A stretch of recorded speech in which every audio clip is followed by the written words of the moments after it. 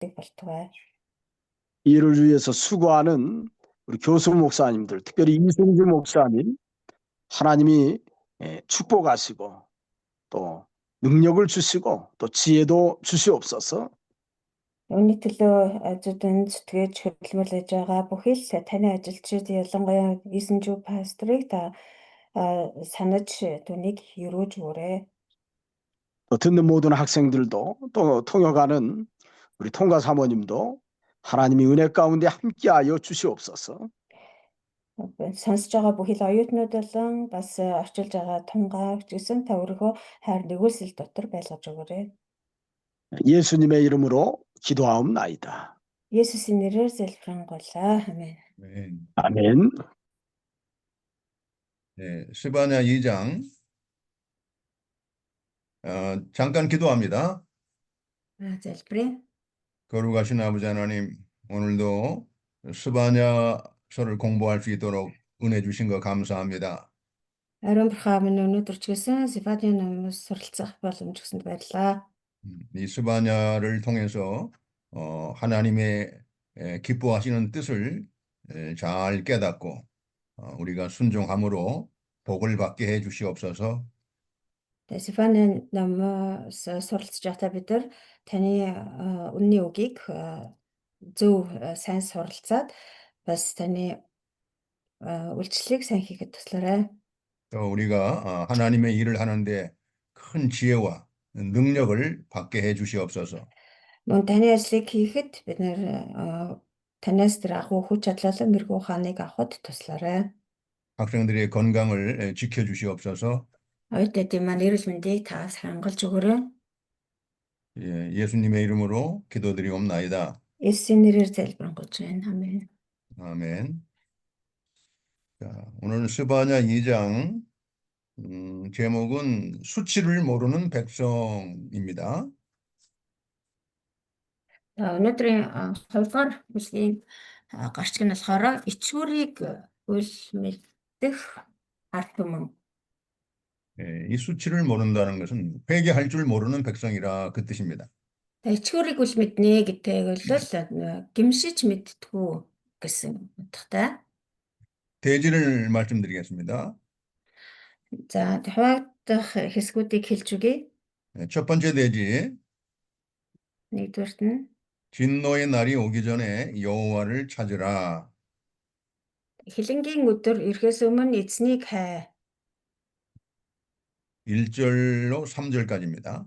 1-3. 두 번째 대지, Хоёрдугаарт нь 블레셋 민족에게 내릴 심판.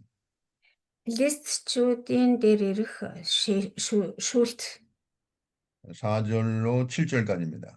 4-7. 세 번째 대지, Гуравдугаарт нь 모압과 암몬에게 내릴 심판. Моаб болон Аммоны дээр ирэх шийтгэл шүүлт 7절로 11절입니다. 8-11. 네 번째 대지, Дөрөвдүгээрт нь 구스와 아수르에게 내릴 심판. за энэ Гүшиг энд Этиоп гэж гэрсэн байна уу та. Этиоп болон Ассирийн дээр ирэх шүүлт. 구스와 아수르에게 내릴 심판. Этиоп болон Ассирийн дээр ирэх шүүлт 12절로 15절입니다. 12-15. 자, 그럼 첫 번째 대지, 진노의 날이 오기 전에 여호와를 찾으라.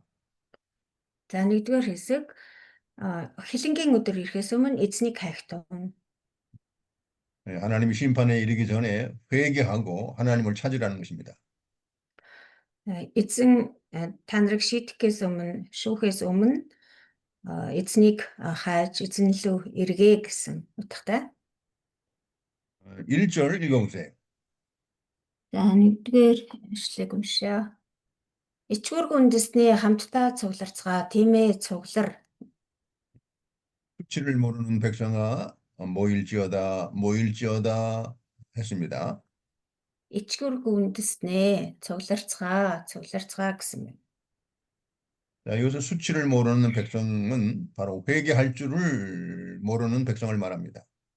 Энд гарч байгаа ичгүүргүй, ичгээ мэдхгүй үндэстэн гэдэг нь болохоор гимшиж мэддэггүй үндэстэн гэсэн үг. 음. 자신들의 죄악을 부끄러워할 줄 모르는 백성들을 말합니다. Өөрсдийнхөө гим нүглийг гимшдэггүй, гимшиж мэддэггүй тийм ард түмнийг хэлж байна. 어, 이와 같이 회개할 줄 모르는 백성들 모일지어다 모일지어다 이렇게 반복해서 외치고 있습니다. Ийм одоо гимшдэггүй, гимшиж мэддэггүй үндэстэнд хандаж цугларцгаа, цуглар гэж дахин давтан хэлж байгаа.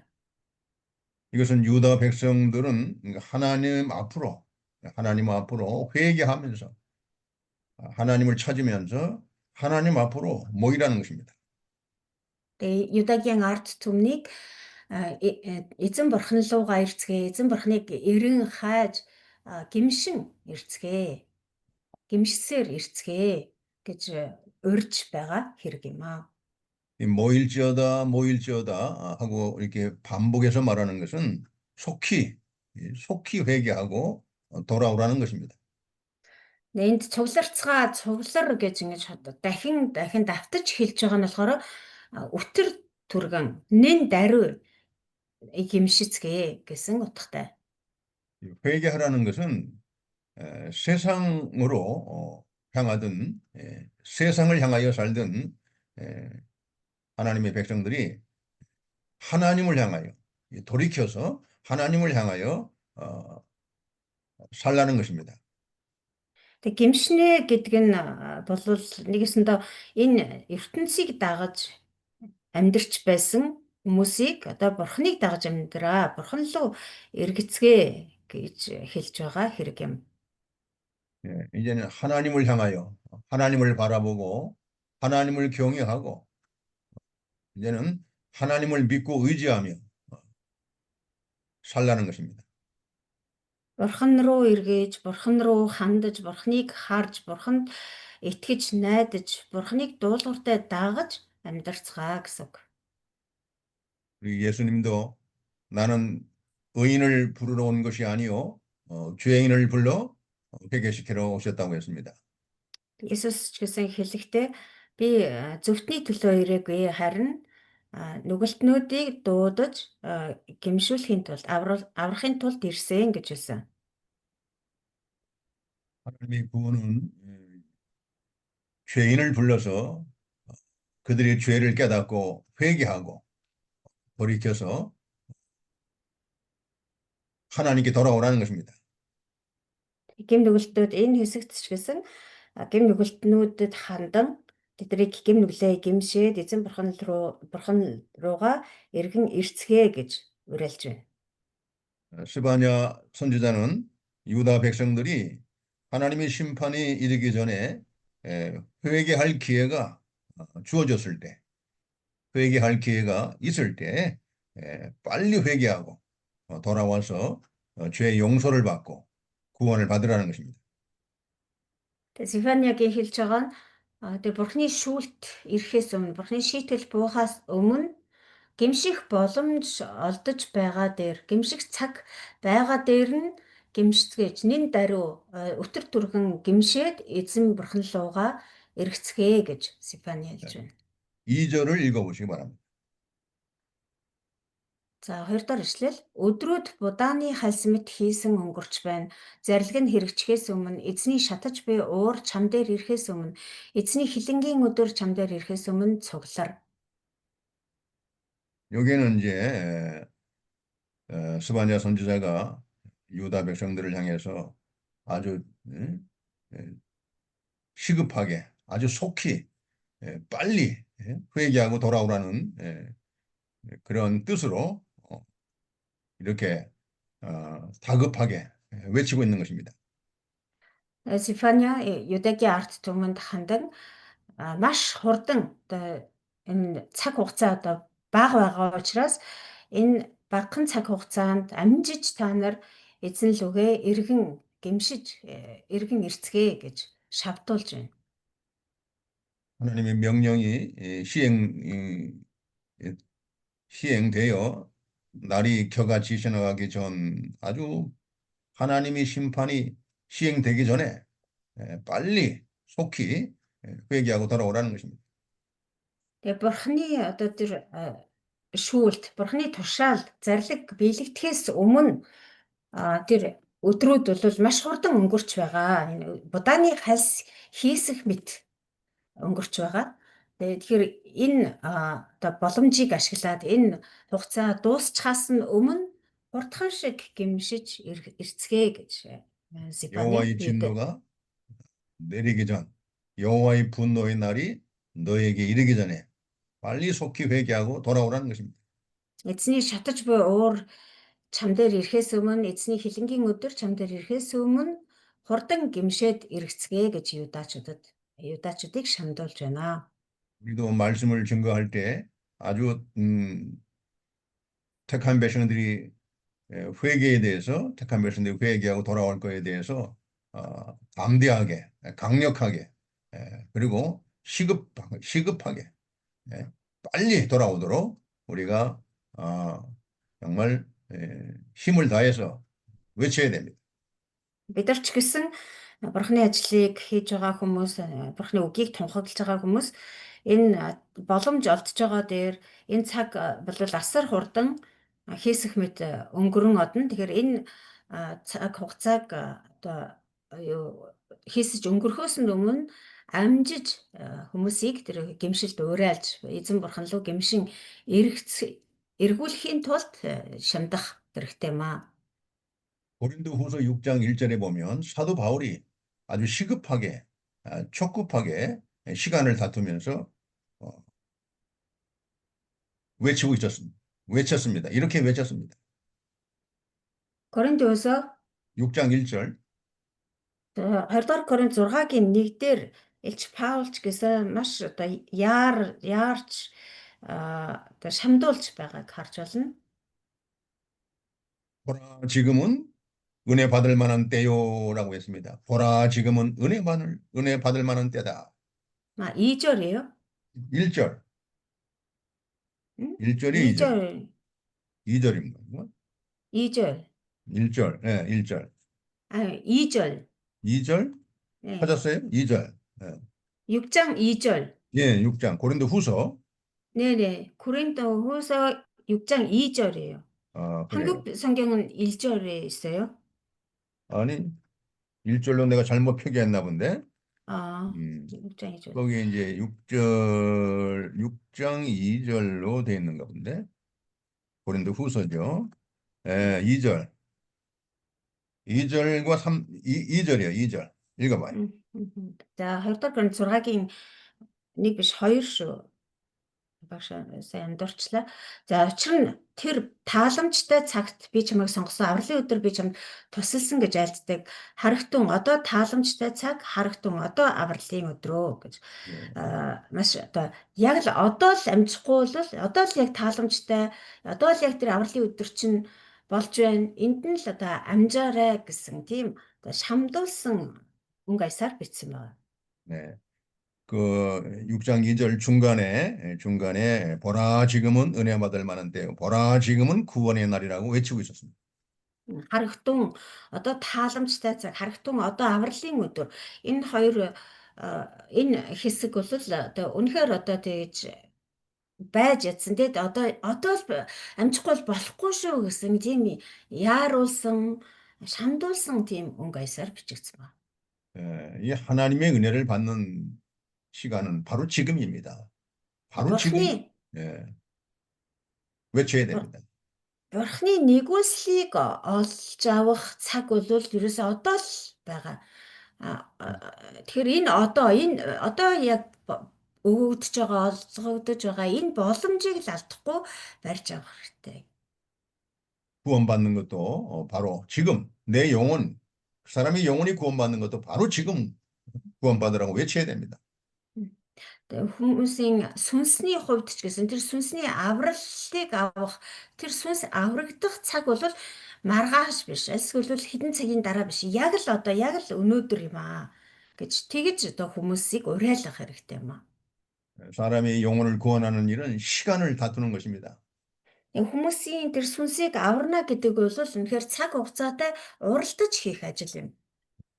사람을 살리는 것도 시간을 다투는 거죠. Хүмүүсийг аварна, хүмүүсийн амь насыг аврах ч гэсэн үнэхээр цаг хугацаатай уралдсан ажил байдаг, тийм үү? 하물며 온 천하보다 귀한 그 사람의 영혼을 살리는 데는 정말 우리가 시급하게 시간을 다투면서 우리가 외쳐야 됩니다. Тэгээ хүний амийг аврах одоо эмч нарч гэдэг юм уу, одоо онцгой байдлынхан ч гэдэг юм уу, одоо хүний амийг авардаг ажилтай хүмүүс бол үргэлж тэр хүний амийг аврахын тулд цаг хугацаатай уралдаж ажиллаж байдаг шүү дээ. Тэгэхээр тэр тусмаа энэ дэлхийн бүх юмсаас хамгийн эрхэм тэр хүний сүнс гэдэг зүйлийг тэр хүний сүнсийг аврах ажлыг хийж байгаа бидний хувьд бол тэднээс ч илүү цаг хугацаатай уралдаж үйлчлэх ёстой юм аа. 이사야 선지자도 이렇게 시급하게 외쳤습니다. 이사야 55장 6절. Исая 55-ын 6 дээр иш үзүүлэгч Исаяч гэсэн ийхүү шамдуулсан, яарсан аясаар хэлсэн байдаг. Исая 55-ын 6. 이사야 55장 6절과 7절입니다. 6 7. Исая 55 6절. 6 7. 너희는 여호와를 만날 만한 때에 찾으라. 가까이 계실 때에 그를 부르라 그랬습니다. Олдож болох үед нь эзнийг хайхтун, ойр байгаа дээр нь түүнийг дуудахтун. 바로 지금이 여호와를 만날 만한 때고 바로 지금이 여호와를 부르고 찾을 때입니다. Яг одоо л эзнийг хайх цаг. Яг одоо л түүнийг дуудах цаг юм аа. 자, 7절에 악인은 그의 길을 불의한 자는 그의 생각을 버리고 여호와께로 돌아오라는 것입니다. 7 дугаар ишлэлээр нь хорон муун замаа буруу нэг нь бодол санаануудаа орхиг. Өөрийг нь өрөвдөх эзэн өөд эргэг. Өгөөмрөөр уучлах бурханд маань эргэг. 그리하면 그가 긍휼히 여기시리라 했습니다. Хорон муу хүн буруу санаатнууд ч гэсэн тэр замаа орхиод, бодол санаагаа орхиод эзэн лөө эргэх юм бол тэр өрөвднөө. Тэр өгөөмрөөр уучлах болно гэсэн байна. 우리 하나님께로 돌아오라. 그가 너그럽게 용서하리라 했습니다.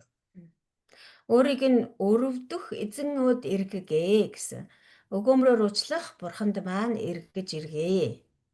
이와 같이 하나님께 돌아오도록 돌아와서 이렇게 죄의 용서를 받고 이 구원을 받고 이렇게 하나님을 참 만나는 일은 미루지 말라는 겁니다. 지금 바로 이렇게 강하고 담대하게 외쳐야 됩니다.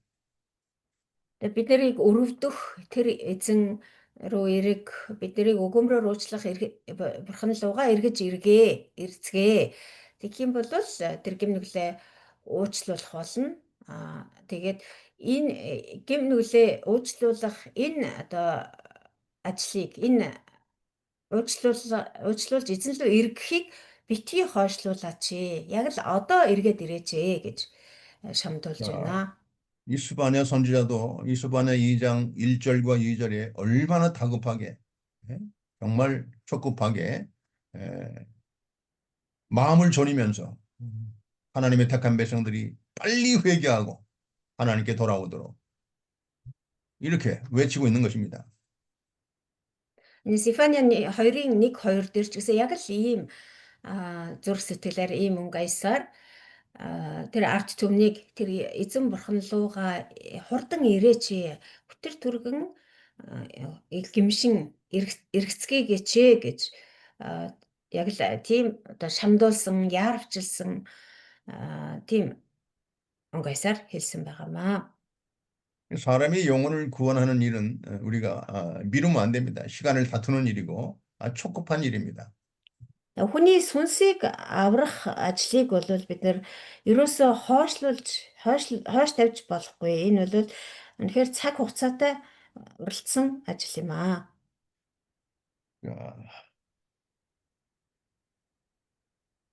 3절 읽어보세요. 스바냐 2장 3절. Сифаня 2-3-ыг уншия. Дэлхийн бүхий л даруй хүмүүсээ, түүний захирамжийг тээж ирсэн хүмүүсээ, та нар эзнийг хайхтун, зөв шударгыг хай, төлөв байдлыг хай. Магадгүй эзний хилэнгийн өдөр та нар нуугдсан байх болно. 3절도 아주 촉급하게 이렇게 시급하게 스바냐 선지자가 외치고 있는 것입니다. Энэ 3 дугаар ишлэгийг ч гэсэн Стефаны шүзүүлэгч маань мөн л адилхан яаруулсан, шамдуулсан маягаар хэлсэн байгаа.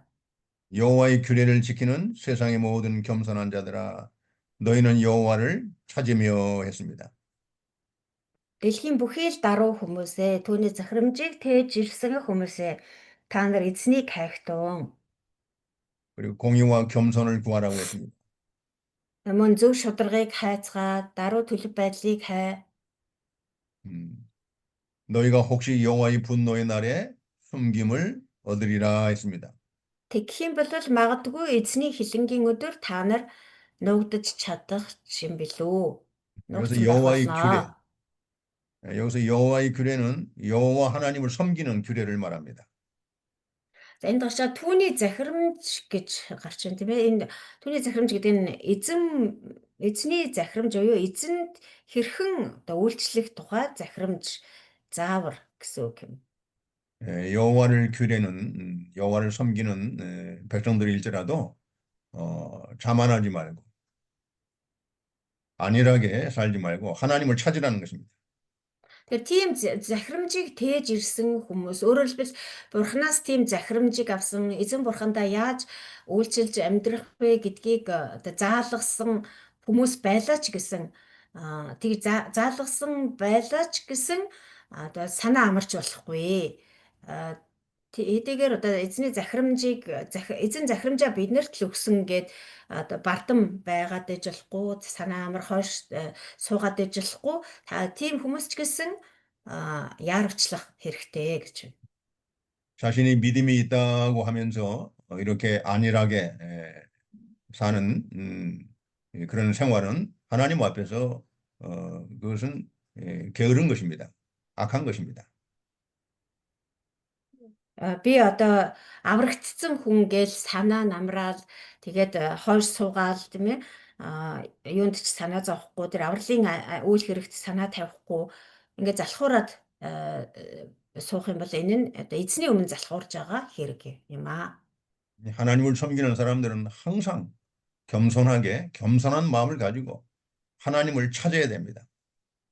Бас бардамнаж байгаа хэрэг юм аа. Тэгэхээр эзэн бурханд үйлчилж байгаа хүмүүс эзэн бурханд итгэдэг хүмүүс бол ерөөсөө ийм залхуу хойрог байж болохгүй үргэлж одоо итгэмжтэйгээр эзэн бурханы үйл хэргийн төлөө үргэлж шамддаг байх хэрэгтэй. 하나님을 찾을 때 이 안전한 마음으로 찾아야 됩니다. Эзэн бурхнаа бас ирж хайдаг байх хэрэгтэй. Хайхдаа болвол үнэхээр тэр хүсэмжилсэн тэмүүлсэн зур сэтгэлээр эрен хаах хэрэгтэй маа. 마치 목마른 사슴이 물을 찾듯이 갈급한 심령을 가지고 하나님을 찾으라는 것입니다. Яг л нөгөө буг цангасан буг ус хүсэж тийм ээ ус ингээд хүсэн ирж хайж байгаа мэт тийм одоо эзэн бурхнаар цангасан зүрх сэтгэлтэй үргэлж байх хэрэгтэй. 잠언 8장 17절에도 이런 말씀이 있습니다. Сургаалт төгс 8:17 дээр бас ингэж хэлсэн байдаг. 나를 사랑하는 자들이 나의 사랑을 입으며 나를 간절히 찾는 자가 나를 만날 것이라고 기록이 되어 있습니다. Намайг хайрлагсдыг би хайрлана, намайг хичээнгүлэн хайрсад намайг олноо. 정말 하나님을 사랑하는 백성들이 하나님을 만나는 것입니다. Үнэхээр бурхныг хайрладаг хүмүүс л бурхныг олж уулзаж чадна. 그러니까 하나님을 사랑하는 사람들이 하나님을 간절히 찾는 거죠. Бурхныг хайрладаг хүмүүс л бурхныг тэгж хичээнгүлэн хайх болно. 여기 간절히 찾는다 잠언 8장 17절에 간절히 찾는 자, 이 원문에는 이게 새벽에 하나님을 찾아서 만나는 것을 얘기합니다. 새벽 시간에. Тэгээ энэ сургалт төгс 8:17 дээр намайг хичээнгүйлэн хайгсад намайг олно гэсэн байгаа тийм ээ. Тэгээ энэ хичээнгүйлэн гэдэг үгийн ард ямар утга санаа бас нуугдаж байдаг вэ гэхээр өглөө эрт гэсэн утга нуугдаж байдаг. Тэгэхээр өглөө эрт намайг хайгсад, өглөө эрт намайг хичээнгүйлэн хайгсад олох болно. 다윗도 하나님을 찾되 이 새벽에 하나님 앞에 부르짖고 하나님을 찾아서 만나고 새벽에 기도하고 많은 은혜를 받았습니다.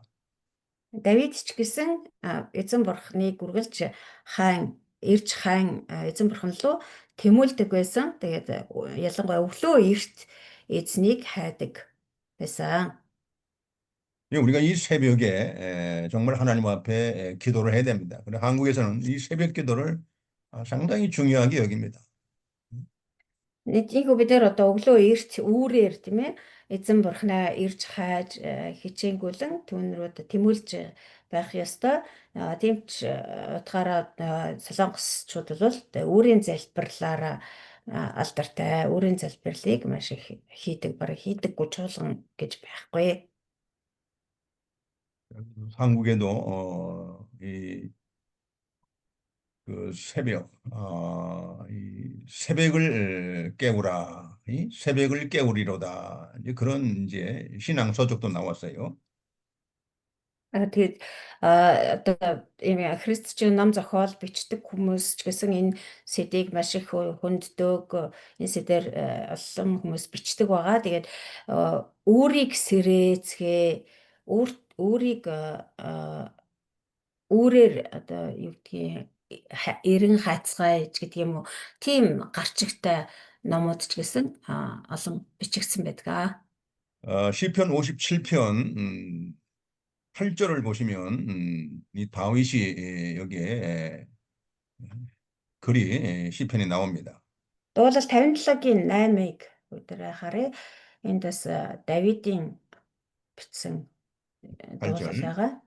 내 영광아 깰지어다 비바야 수금아 깰지어다 내가 새벽을 깨우리로다 했습니다. Сэтгэл сүнс минь сэрээж босоо ятга ба ятгаа сэрээж өөрийн гэгийг би сэрэнэ. 우리 하나님의 일꾼들은 새벽을 깨우는 사람들이 돼야 됩니다. 새벽을 깨우는 거예요. Бид нэр одоо бурхны ажилчид бид нар бол өөрийг сэрээдэг хүмүүс болох ёстой юм аа. 새벽에 하나님을 찾아서 하나님을 만나는 시간, 이걸 새벽을 깨우는 겁니다. Өглөө үүрээр эзэн бурхнаа хайж, эзэн бурхантай уулзнаа гэдэг бол өөрийг сэрээж байгаа хэрэг юм аа. 여러분 참 얼마나 힘이 있습니까? 그 다윗의 이 말씀이 내 영광아 깰지어다 비파야 수금아 깰지어다 내가 새벽을 깨우리로다. Давидын хэлсэг энэ үг хичнээн одоо хүчтэй сонсогдож байна тийм ээ. Сэтгэлээ, сүнсээ, миний сэтгэлээ, миний сүнсээ сэрээж босоо ятгануудаа сэрээж би өөрийн гэгээг сэрээх болно гэж хэлсэн. 여러분 한번 해봅시다. 내가 새벽을 깨우리로다. Бүгдээрээ би өөрсдөө хэлээд үзье. Би өөрийн гэгээг сэрэнэ гэж. 해보세요. 내가 새벽을 깨우리로다. хэлээд үзээрэй, тунгаглаад үзээрэй. Тунгаа би өөрийн гэгээг сэрээх болно. 여러분 새벽을 깨우는 하나님의 일꾼들이 되시기 바랍니다. Та бүхэн бүгдээрээ өөрийн гэгээг сэрээдэг, өөрийг сэрээдэг бурхны ажилчид болоосай гэж юрэж байна. 새벽에 잠을 자면 안 돼. 새벽에 일어나서 내 영혼을 깨우고 내 심령을 깨우고 하나님을 찾고 구하고 만나고 하나님을 찬송하고 이 새벽에 이 생명의 역사가 일어나야 됩니다. Үүр цайтал унтаад иж болохгүй, үүр цайхаас өмнө босч тэр өөрийн гэгээг би харин төрүүлж босоод өөрийн гэгээг сэрээдэг хүн болох ёстой. Тэр өөрийн гэгээгээр бурхныг хайж эзэн бурхнаа магтандуулж, залбирч бурхны үгийг уншдаг үнэхээр тийм амийн ажил тэр өглөө үүрээр бэлдэж байх ёстой юм аа. 새벽을 깨우면 하나님이 기뻐하셔서 여러분 교회에 하나님이 사람 백성들을 보내주십니다. Хэрвээ ингэж өөрийн гэгээг сэрээдэг хүмүүс болох юм бол бурхан үүнд баярлаад тэгээд хүмүүсийг тийм олон хүмүүсийг танаачуулсан руу илгээж өгөх болно. 우리 신학교에서 공부하는 우리 하나님의 일꾼들은 새벽을 깨우는 그 일꾼들이 되시기 바랍니다. Тэгээд манай Фатаве сургууль сурдаг оюутнууд маань үнэхээр ингэж өөрийн гэгээг сэрээдэг хүмүүс болох хэрэгтэй. 우리 한국에서 신학교 교육을 받을 때도 새벽에 일어나서 성경 5장씩 읽고 혹은 성경 10장씩 읽고 또 기도하는 2시간씩 기도를 하도록 훈련합니다. Солонгост бол одоо Библийн сургуулиудад оюутнуудаа бас одоо онлайн хичээл үзээд байхгүй бас яаж одоо сүнсний үед бэлтгэдэг вэ, дасгалжуулдаг вэ гэхээр өглөө өөрөөр босоод тэгээд дор хаяж Библиэсээ 5 юм уу 10 бүлгийг уншдаг. Тэгээд дор хаяж 2 цаг залбирдаг байгаа. 이 몽골에서도 이 하나님의 일꾼들이 새벽에 일어나서 성경을 읽고 이 기도를 하면서 이렇게 자기 심령을 깨우고 자기의 영혼을 깨우고 새벽을 깨울 수 있는 이런 우리 하나님의 일꾼들이 좀 일어나기를 바랍니다. Монголд ч гэсэн үйлчилж байгаа бурхны ажилчид, бурхны ажлыг хийж байгаа хүмүүс бүгдээрээ өглөө эрт босдог, өөрийг сэрээдэг, өөрийн гэгээг сэрээдэг, өглөө бурхныг хайдаг, бурхныг магтдаг, бурхны үгийг суралцдаг, залбирдаг тийм хүмүүс олноор бий болоосай гэж хүсэж байна. 그러면 그 하나님의 신기한 역사를 우리가 경험할 수가 있습니다. Тэгэх юм бол бид нэр бурхны үнэхээр гайхалтай ажлуудыг өөрсдийн биеэр үзэх болно. 한번 해보세요. 정말 하나님이 살아계셔서 신기한 능력과 역사를 하나님이 분명히 경험할 수 있게 할 겁니다. Та нар оролдоод үзээрэй, хичээгээд үзээрэй гэх юм бол бурхан амьд учраас тэр гайхалтай зүйлүүдийг таны амьдралд хийж өгнө. 자, 두 번째 대지 스바냐 2장. За хоёрдугаар хэсэг 블레셋 민족에게 내릴 심판. Филистичүүдийн дээр ирэх бурхны шүлт. 4절 읽어보세요. 4-р ишлэг уншия. Учир нь Газ хаягдаж, Ашкелон эзгүрч, Аштод үд дунд хөөгдөж, Екрон үнсээрээ суглагдана. 4절에 가사, 아스글론, 또 아스도, 에그론은 다 블레셋의 도시들입니다. За энд гарч байгаа Газ, Ашкелон, Аштод, Екрон бүгдээр филистичүүдийн газар нутаг нэр байна. 이 블레셋 Нутгуудын нэр байна. 이 블레셋 족속들은 말이에요. 옛날부터 참 이게 하나님의 택한 백성, 이 하나님의 백성들을 대적하고 괴롭게 하고 고통스럽게 하고 끊임없이 침략하고 이렇게 원수 노릇을 했습니다. Тэгээ эдгээр одоо филистичүүдийн бас одоо овгууд гэж хэлж болох юм да. Овг, отог омгууд нь ч гэх юм уу. Тэгээ эдгээр болохоор бүр эртдээр үеэс эхлээд бурхны ард түмэн болох Израильчууд ургалж дайсагналцдаг, тэдэн лөө уулгалан довтолдог, булааж дээрэмддэг гэх мэтчлэн ургалж одоо бурхны ард түмнийг зовоодог байсан. 결국은 하나님께서 이제 때가 되니까 그 이방 나라를 통해서 이 블레셋을 침략하게 하고 결국은 멸망을 당하게 됩니다. Тэгээ эцэст бурхан эдгээр одоо үндэстнүүдийг өөр харь үндэстнүүдээр довтлуулж тэгээд тэдний хэрэгшээлд оруулж тэдний одоо довтлогооноор дамжуулан уг үндсээр нь устгана гэж иш үзүүлж хэлж байна. 이 블레셋이 버림을 당하고 폐허가 되고 쫓겨나고 또 뿌리까지 뽑힌다고 했습니다. Тэр дайсан филистичүүдийн талаар тэд нар хаягдан, эзгүйрн, хөөгдөн, үндсээрээ суглагдана гэж хэлсэн байна. 얼마나 참 비참하게 된 겁니다. Ингээд бодохоор ямар одоо үр хөвдөлтэй тийм ээ эмгэнэлтэй одоо төгсгөл тэднийг хүлээж байна вэ? 블레셋이 일시적으로는 아주 번성하고 아주 잘 살고 이렇게 참 부를 누렸지만은 마침내는 하나님의 심판으로 나라가 완전히 버림을 당하고 쫓겨나고 폐허가 되고 뿌리까지 뽑히는 그러한 멸망을 당하게 된 것입니다. Филистичүүд болохоор хэсэг хугацаанд бол хөгжин цэцэглэж, сайн сайхан амьдарч, баяжиж, хөлжиж байсан. Хэдий тийм ч гэсэн эцсийн үр дүнгийн харах юм бол эцээст одоо бурхан тэднийг шүүж, тэднийг шийтгснээр тэд нар хаягдаж, эзгүүрч, хөөгдөж, үндсээрээ суглагдах тийм одоо төгсгөл тэдэн дээр ирэх болно. 5절 한번 읽어보세요. 5 дугаар эшлэл. Далайн эргийн оршин суугчид Кретчүүдийн үндэстэн хөөрхийе.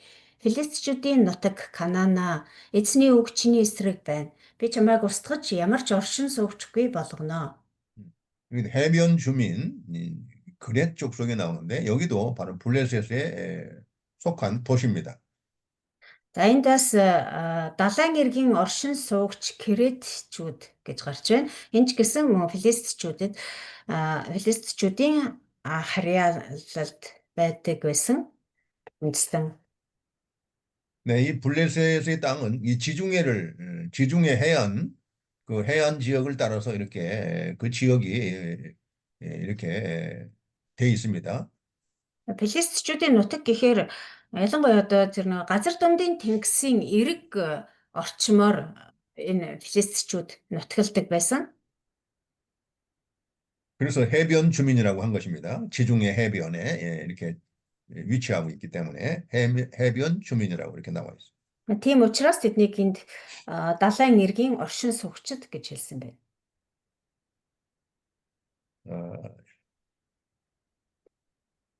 자, 6절을 또 한번 읽어봐요. 6절. За 6 дугаар эшлэл.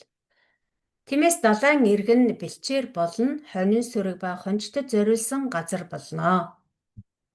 그 해변은 풀밭이 되어 목자의 움막과 양떼의 우리가 거기에 있을 것이다 했습니다. Далайн эргэн бэлчээр болно, хонин сүрэг ба хончтод зориулсан газар болно. 이 블레셋 나라의 그 해변 지역에는 정말 풍성하고 참 이렇게 부유하고 한때 번성을 했습니다. Энэ далайн эргийн газар нутаг нь болвол одоо нэг хэсэг тийм ээ түрүүн хэлсэн одоо төр зуур хэсэгэн хугацаанд маш их өндөр хөгжиж цэцэглэж бас баян чинэлэг одоо эд баялагаар элбэг дэлбэг тийм газар нутаг байсан. 이 블레셋이 이렇게 번영할 때는 많은 사람이 거기에 살았습니다.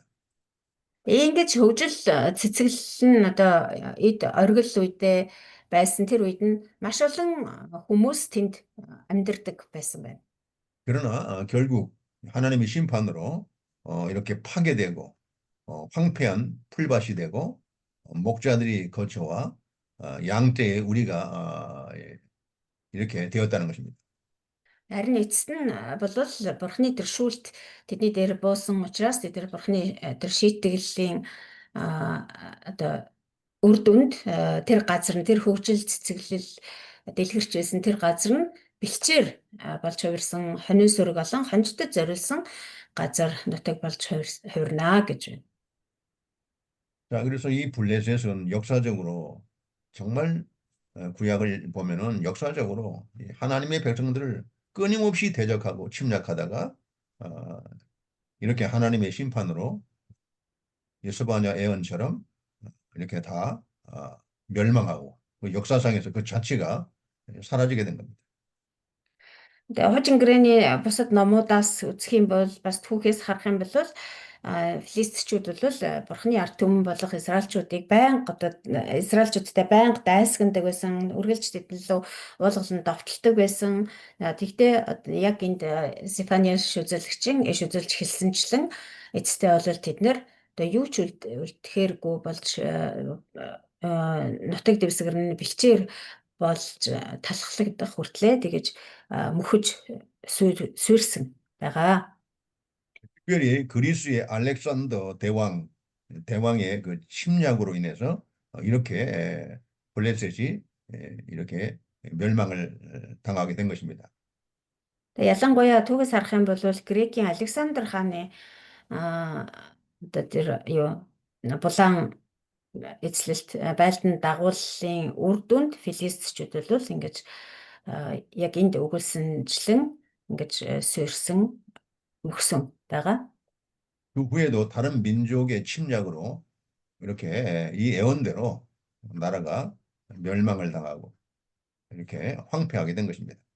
Александр хаанаас хойш ч гэсэн түүгээс харах юм бол өөр бусад улс үндэстнүүдийн байнгын довтлогоо булан эзлэлтэнд байнга өртөж явсаар агаад эцэстээ бол ер нь филистичүүд гэж үндэстэн байхгүй болтол филистичүүдийн нутагч гэдэг юм уу филистийн одоо улс оронч гэдэг юм уу одоо байхгүй болтлоо эцгүүрч хоосорсон байна. 네, 이 하나님의 말씀은 그대로 성취됩니다. Бурхны үг бол яг л айлтснаар нь хэрэгжиж биелж байдаг. 이 구약의 예언서를 보고 선지서를 보게 되면 하나님의 선지자들이 그 예언한 대로 하나님의 심판이 이루어지고 또 예언한 대로 하나님의 구원이 정확하게 성취되었습니다. Хуучин гэрээний иш үзүүлгийн номууд бас зүнчдийн хэлсэн зөвнж хэлсэн үгс зэргийг харах юм бол хараад тэгээд дараа нь түүхийг харах юм бол ерөөсөө тэр үгс яг л хэлсэнчлэн бурхан тэр иш үзүүлэгчээр дамжуулж зөвнж хэлсэнчлэн бүх зүйл нь биелэгдсэн байгаамаа. 우리는 이 하나님의 말씀이 인간의 생사 화복을 그대로 주장하시고 이렇게 다스린다는 것입니다. Бурхны үг бол зүгээр л нэг одоо номон дээр бичигдсэн байдаг үсгнүүд биш. Энэ бол амьд үг, амьд бурхны хэлсэн амьд үг. Тэгээд энэ амьд үг нь хүмүүсийн үхэл амьдрал жаргал зовлонг тийм яг л хэлснээрээ удирдах захирч ядгаа. 우리 하나님의 말씀을 대할 때 정말 하나님을 경외하는 마음으로 하나님을 두려워하는 마음으로 정말 우리가 하나님의 말씀을 대하고 그 말씀을 우리가 가지고 전해야 됩니다. Тийм учраас бид нар Бурхны үг болох энэ Библиэд харьцахдаа яг л Бурхантай харьцаж байгаа мэтэр Бурханд хандаж байгаа мэтэр тэгж хүндлэлтэй бас эмээх зүрх сэтгэлээр хандаж яг л энд бичигдснээр нь тунхаглаж байх ёстой маа. 7절을 읽어주세요. 7 дугаар эшлэл. Иргэн Юдагийн гэрийн үлдгэстэд зориулагдана. Тэд тэнд бэлчих болно. Өдөш тэд Ашкелоны гэрүүдэд хэвтэнэ. Учир нь Бурхан эзэн нь тэднийг халамжилж сайн сайхныг нь сэргэнэ. 자, 이 7절 말씀은 이 블레셋 나라가 이렇게 침략을 당해서 이렇게 나라가 멸망을 하고 나서 하나님께서는 택한 백성, 이스라엘 백성들로 하여금 그 지역에 거주할 수 있도록 하나님이 이렇게 구원해 주신 겁니다. За энэ 7 дугаар ишлэл нь болохоор Юдагийн тухай өгүүлж байна тийм ээ. Тэгээд тэр дээрх ишлэлүүдэд нь болохоор Бурхан тэр филистичүүдийн нутгийг ингэж харь үндэстнүүдэд эзлүүлж харь үндэстнүүдээр довтлуулж тэр үндэстэн газар нутгийг эзэлсний дараа тэр газар нутагт нь Юдачууд оршин тогтнох болно гэж хэлсэн байна. Өөрөөр хэлбэл Бурхан тэр филистичүүдийн газар нутгийг Юдачуудад буюу Юдэчүүдэд өгч тэднийг аврах болно гэсэн. 예, 이와 같이 하나님의 택한 백성은 그 일시적으로 그 죄 때문에 징벌을 당하고 환난을 당하지만 하나님은 반드시 그 가운데서 다시 구원하셔서 이렇게 회복시켜 주시고 이렇게 또 하나님이 정하신 곳에서 다시 살게 해주시는 겁니다.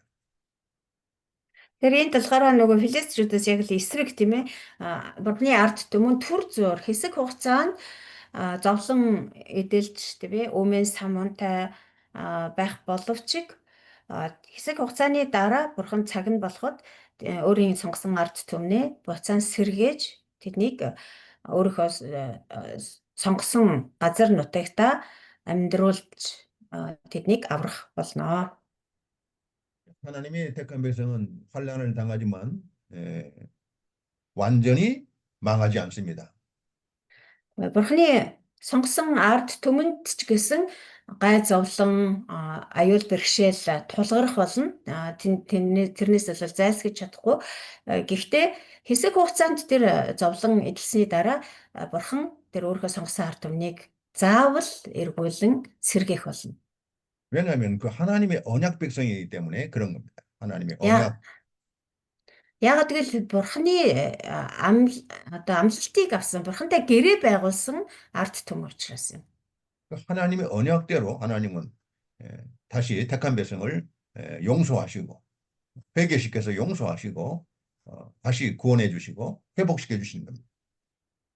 Тэгэд бурхан тэр амлалтынхаа дагуу тэр гэрээнийхээ дагуу өөрийнхөө тэр сонгосон ард түмнийг гэм нүглээс нь гимшүүлж тэгээ буцааж сэргээж аврах болно. гарцаагүй. 그 블레셋 나라가 한때 이스라엘 백성을 그렇게 고통스럽게 하고 침략하고 대적했지만 이제 하나님께서 블레셋을 심판하시고 이스라엘 백성들로 하여금 그 나라를 점령해서 거기에서 살도록 하신 것입니다.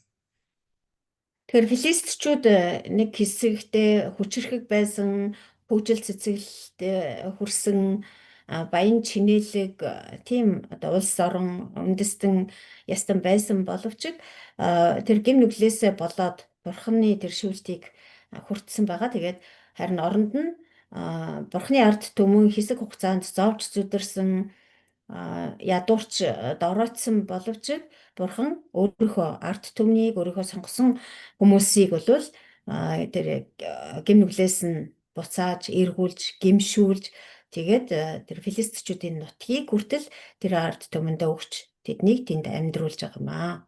이 가나안 땅도 결국은 하나님께서 언약대로 이스라엘 백성들이 다 정복하게 하시고 그 땅에서 살고 번성하도록 하나님이 복을 주셨습니다. Канаан нутгийг ч гэсэн мөн адилхан бурхан тэр газар нутгийг яг л амлсныхаа дагуу тэр газрыг чамд өгнө гэсэн амлалтынхаа дагуу Израильчуудаар тэр Канаан нутгийг эзлүүлсэн тэгээд тэр газарт тэднийг амар тайван амьдруулсан баг. 오늘날에도 이 하나님의 교회를 대적하고 이 핍박하고 이 박해하는 그런 세력들은 일시적으로 잘 되는 것 같지만 결국은 다 하나님의 심판으로 이렇게 망하게 되어 있습니다. Өнөөдөр ч гэсэн ялгаагүй бурхны хүмүүсийг бурхны чуулганыг хавчиж хяхаж тийм ээ элдэвээр хэлж доромжилж элдэвлэж байгаа тийм одоо хүчнүүд зөндөө байгаа. Тэгээд тэд нэр хэдийгээр одоо хүчтэй мэд хүчрэхэг мэд тэгээд бас тэд нар л их сайхан амжилттай яваад байгаа юм шиг харагдчихэж болно гэвч хугацаа нь болоход тэр цаг нь ирэхэд бурхан заавал тэднийг шийтгэж шүүх болно. 그러나 이 가나안 땅에서도 그 가나안 족속 가운데서도 하나님은 택한 백성을 구원했습니다. Гэхдээ бурхан энэ филистчүүдийн дундаас ч гэсэн энэ Канаан нутгаас ч гэсэн өөрийнхөө сонгосон хүмүүсийг аварсан байгаа. Бурхан бүгдийг нь одоо хомроглоод устгаад хайчаагүй. Тэр дундаас ч гэсэн өөрөө сонгосон хүмүүсээ бурхан аварсан. 그 여리고성의 그 기생 라합과 그 가족들을 하나님이 다 구원하시지 않았습니까? Тэдний хамгийн сайн мэдгч жишээ гэвэл Ерихо хотыг эзлэх үед тийм ээ тэнд байдаг яахан эмэгтэй Рахаб болон түүний гэр бүлийнхнийг бурхан аварсан биз дээ. 그러니까 하나님을 심판하는 가운데서도 그 안에 택한 백성들은 또 하나님이 이 구원하시는 일을 하시는 거예요. Тэгээ бурхан ингэж одоо арт түмнүүдийг болон одоо тэр дайснуудыг ингэ шийтгдэг, шүүдэг тийм ээ. Гэхдээ тэр шүүлт дундаа, тэр шийтгэл дундаа ч гэсэн тэр газар нутаг, тэр арт түмний дунд байгаа өөрийн сонгосон хүмүүс тэндээс одоо итгэлээ сахиж үлдгэсдийг бурхан заавал аварч өгд юм аа. 자, 잠깐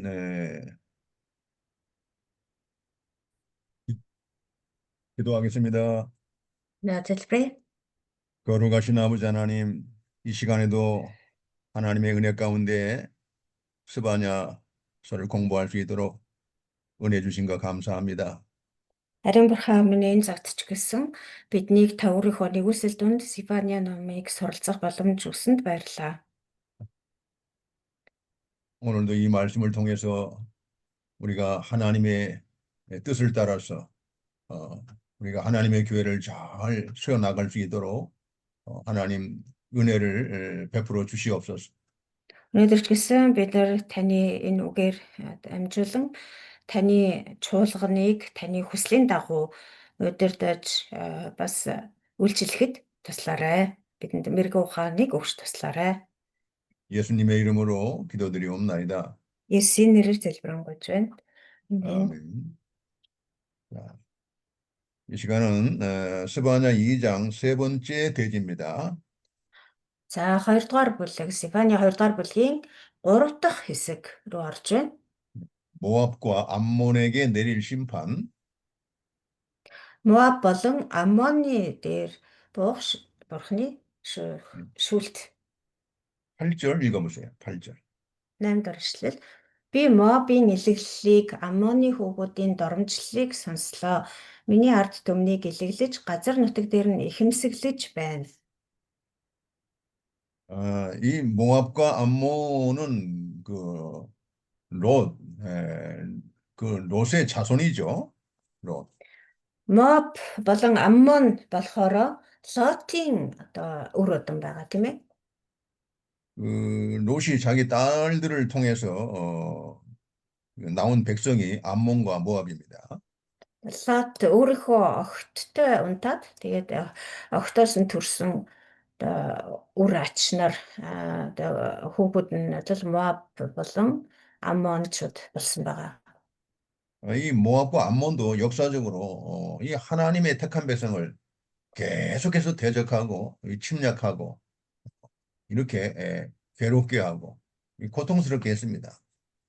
Тэгээд түүхээс харах юм бол энэ Моабчууд болон Аммончууд ч гэсэн мөн адилхан одоо Филистичүүдтэй адилхан бурхны ард түмэн болох Израильчууд рүү байнга довтолж тэднийг зовоодоо тэдэнтэй дайсагналцдаг байсан.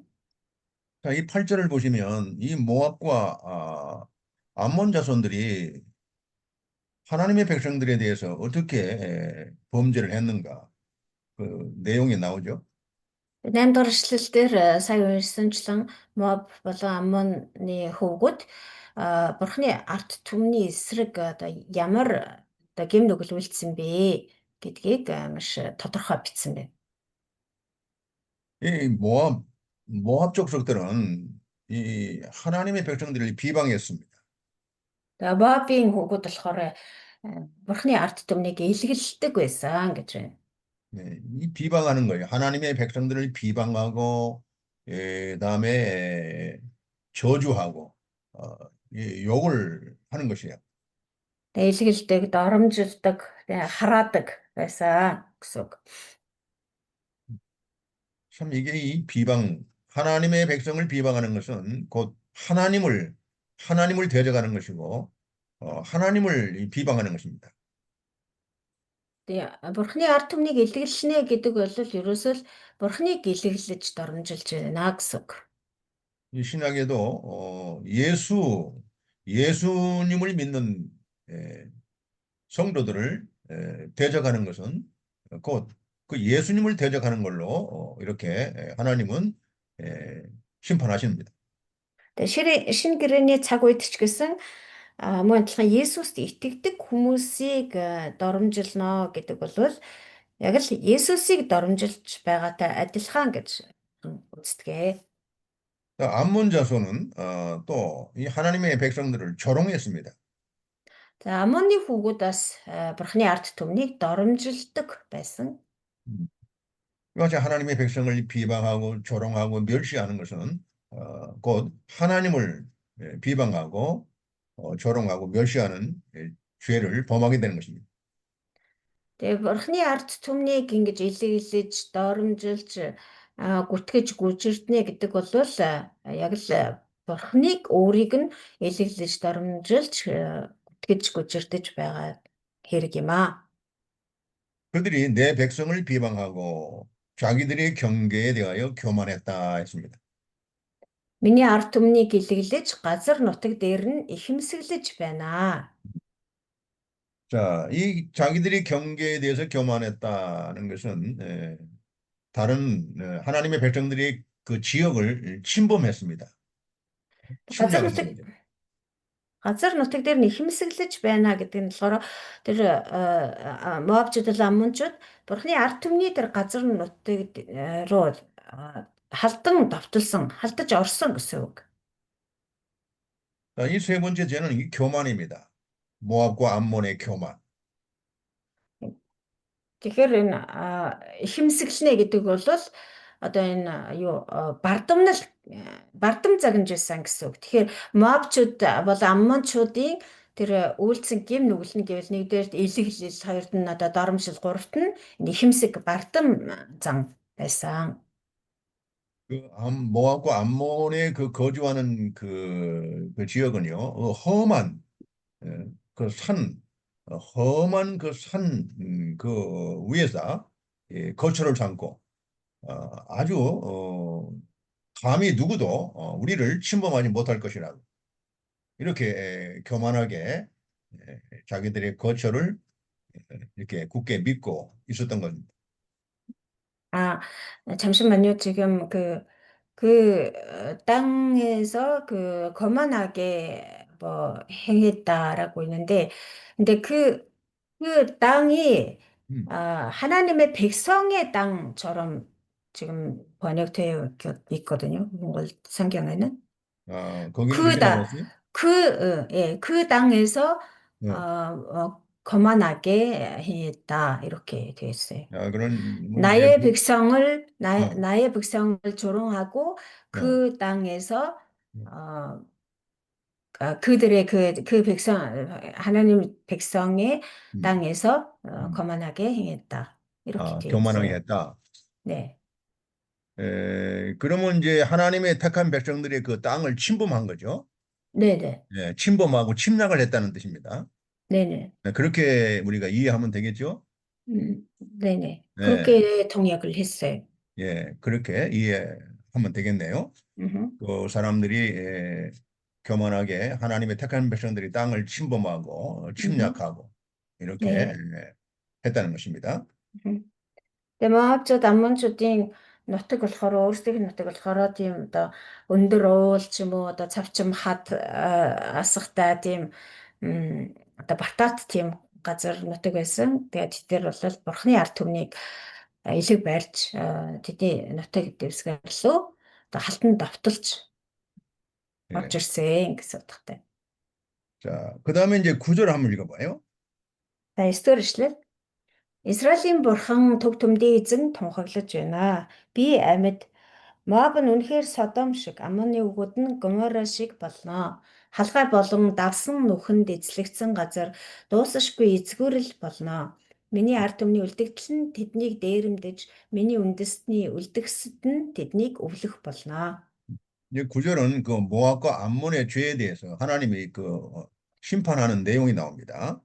9-р эшлэл болохоор энэ Моабчууд болон Аммончуудын үлдсэн гим нүглийн эсрэг бурхан одоо тэдийг яаж шүүх юм бэ? Яаж шийдэх юм бэ гэдгийг тунхагсан байна. 특별히 이 9절에서는 하나님이 이렇게 심판을 이렇게 말씀하시면서 나의 삶을 두고 맹세하신다라고 했어요. 하나님이 맹세까지 하셨습니다. Ялангуяа 9-р эшлэлийн эхэнд болохоор бурхан тэр Моабчууд Амончуудын эсрэг тэр шүлтийг тунхаглахдаа би амьд байгаагаараа тунхаглаж байна гэж хэлсэн тий. Израилийн бурхан түгдэмдийн эзэн би тунхаглаж байна. Яагаад гэвэл би амьд тий бурхан өөрийнхөө амьд байгаагаар бүр тунхаглаж тангаргалж хэлсэн байна. 네, 참 하나님이 이렇게 모압과 암몬의 죄가 얼마나 하나님 앞에 가증스러운 하나님은 그들의 죄를 반드시 심판해서 이렇게 멸망을 시키겠다고 맹세를 하시는 겁니다. Тэгээ Моаб болон Аммоны гим нүгэл одоо үнэхээр бурхны тэр жигшил зэвүүцлийг төрүүлэм тийм одоо айхтар гим нүгэл байсан учраас тэгж жигшиж зэвүүцсэндээ бурхан бүр өөрөх амьд байгаагаар хүртэл тангаргалан байж тэр шүлтийг тэдний дээр болгоно гэж тангаруулж байна. 자, 그 내용은 바로 이 모압은 소돔 같으며 암몬 자손은 고모라 같을 것이라고 이렇게 말씀하신 겁니다. За агуулгыг харах юм бол Моаб нь үнэхээр Содом шиг болно. Аммоны хүүгүүд нь Гомор шиг болно гэж хэлсэн. 여러분, 이 소돔 고모라가 어떻게 망했습니까? Содом Гоморч нь яаж мөхсөн бэлээ? 네. 소돔 고모라는 정말 하나님 앞에 그 동성애, 이 동성애 성적 범죄, 이 동성애로 인해서 결국은 하나님의 진노를 상게 되고 완전히 하나님이 그 유황불 하늘에서 그 유황불이 비 오듯이 쏟아져 가지고 소돔 고모라가 완전히 멸망을 당했죠. Тэгээ Содом болон Гомор хотод төлөөл одоо тэр эзэн бурхны өмнө үнэхээр ичгүүртэй гэм нүглийг хийж тийм ээ тэр хотод одоо ижил хүүснүүд дээр дүүрсэн байсан тэр аимшигтай тэр одоо булаа садар самуун гэм нүглээр дүүрсэн байсан учраас бурхан тэднийг зэвүүцэж жигшиж тэдэд дээр тэр бүхэрт галыг Боромита асгасан байгаа. Тэгээд тэр бүхэрт галаар тэр хотыг мөхөөс устгасан. Тэр 그래서 хоёр хотыг 이렇게 모압과 이 암몬이 소돔 고모라처럼 비참하게 아주 처참하게 이렇게 하나님의 심판으로 멸망을 당할 것이라고 말씀하시는 겁니다. Тэгээ Содом Моаб болон Аммоны гим нүгэлч гэсэн Содом Гомор шиг тэгээ бурхны жигшил зэвүүцлийг төрүүлсэн учраас тэр хотууд Содом Гомор шиг устдах болно. 예. 자, 또 하나님께서 이 거듭 거듭 또 말씀하시는데 이 찔레가 나며 했습니다. 찔레가 난다고 했습니다. 여기는 모압과 암몬이 소돔 고모라 같이 이렇게 망하고 거기에 찔레가 난다고 했습니다.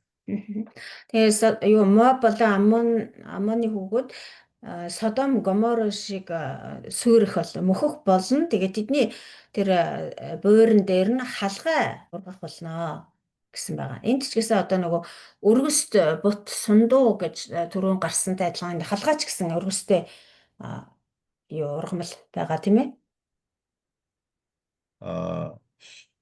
그거는 뭘로 번역이 되는 거예요? 찔레가 뭘로 번역이 됐어요? 몽골어는? 진레가 그 하스가라는 그 식물인데 예. 어떤 식물입니까? 가시가 있어요. 그래서 가시, 가시가 이렇게 가시 맞아. 쏘아서 예. 이렇게 피부에 닿으면 그 상처를 주는 거. 따갑고 예, 이렇게 상처를. 물집이 생기고 맞아. 예. 따갑고 그래요. 예. 그러니까 그렇게 찔레가 난다는 건 그 땅이 완전히 황폐해졌다는 얘기예요.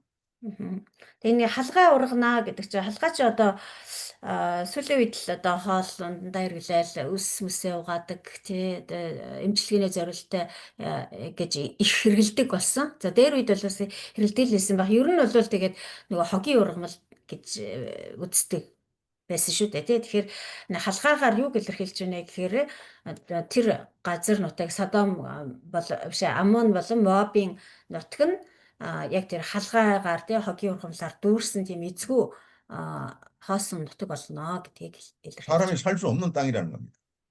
Тэгээ хүн одоо амьдрахын эцэсгүй тийм газар болж хувирнаа. 또 소금 구덩이가 된다고 했습니다. 소금 구덩이. За тэгээ бас давсан нүхэнд эзлэгдсэн газар болно гэдэг. Давсаар дүүрсэн нүхтэй одоо тийм нүхэнд эзлэгдсэн тийм газар болно гэсэн. 그리고 영원히 황폐해진다고 했습니다. Тэгээд дуусшгүй эзгүүрэл болно гэсэн. Одоо 그 사람이 영원히 мөнхөд 살 수 없는 그 황폐한 땅이 된 겁니다. дуусшгүй эзгүүрэл гэдэг нь одоо үрд мөнхөд одоо тийм хүн амьдрах аргагүй тийм эзгүй зэлүүд газар болно гэсэн үг. 그리고 이제 하나님의 백성들이 남은 자들이 그들을 침략해서 그 남은 백성들이 그것을 얻을 것이라고 이렇게 말씀하고 있습니다. Цааш нь үргэлжлүүлээд миний ард түмний үлдэгдэл нь тэднийг дээрэмдэж, миний үндэсний үлдгэсэд нь тэднийг өвлөх болно. 자, 10절 한번 읽어보세요. За 10 дугаар эшлэл түг түмдийн эзний ард түмний эсрэг тэд зэвүүцэж ихэмсгэлсэн тул бардам зангийнхаа хариуд тэд үүнийг авнаа.